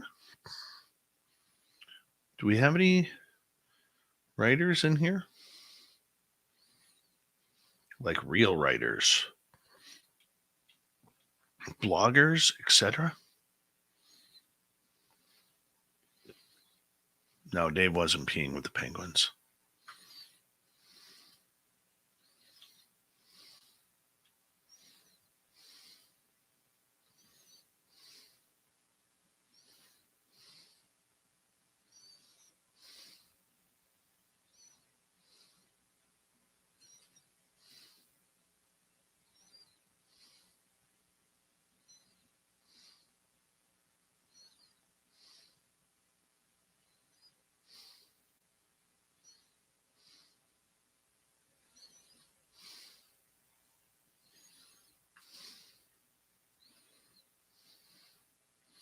No, she's not in here right now. Straight to Lumbridge. How you doing? We're at the editing phase.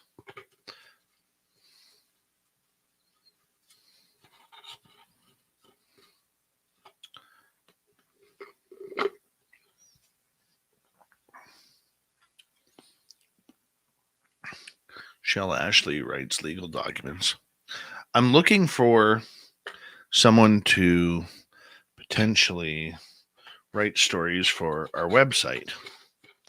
So take news stories of the day and write them up for our website.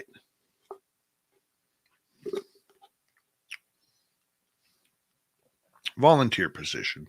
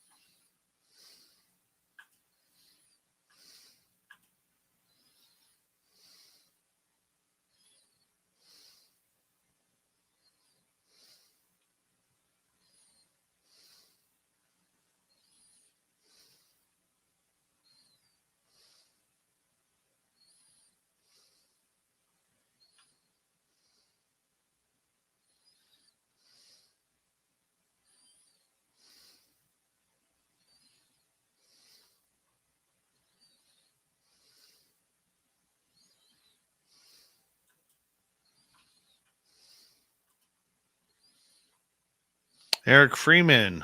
I believe the earth is flat, Dave. What is your take? I believe the earth is round. That is my take. Am I reading any books at the moment, Rugged Source? No. I am not.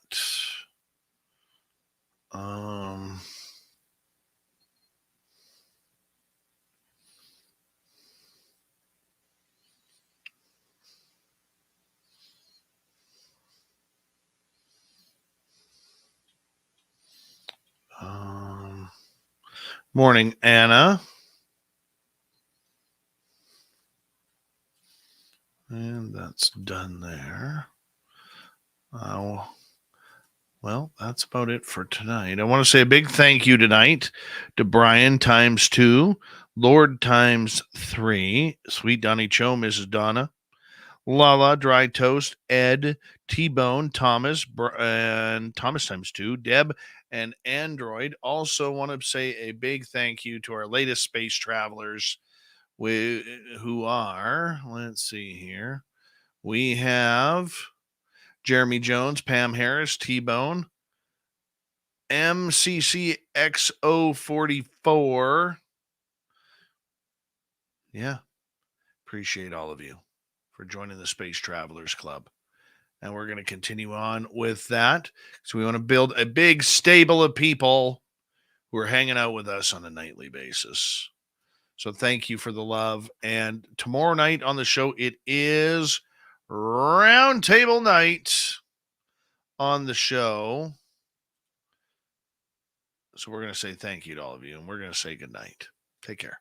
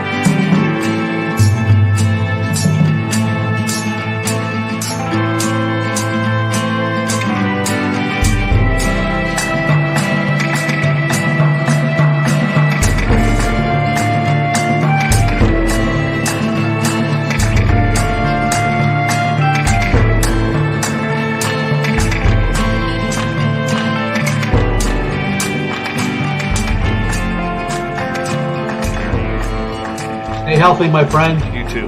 You need bail money, give me a call. Always, Dad. Take care. You too.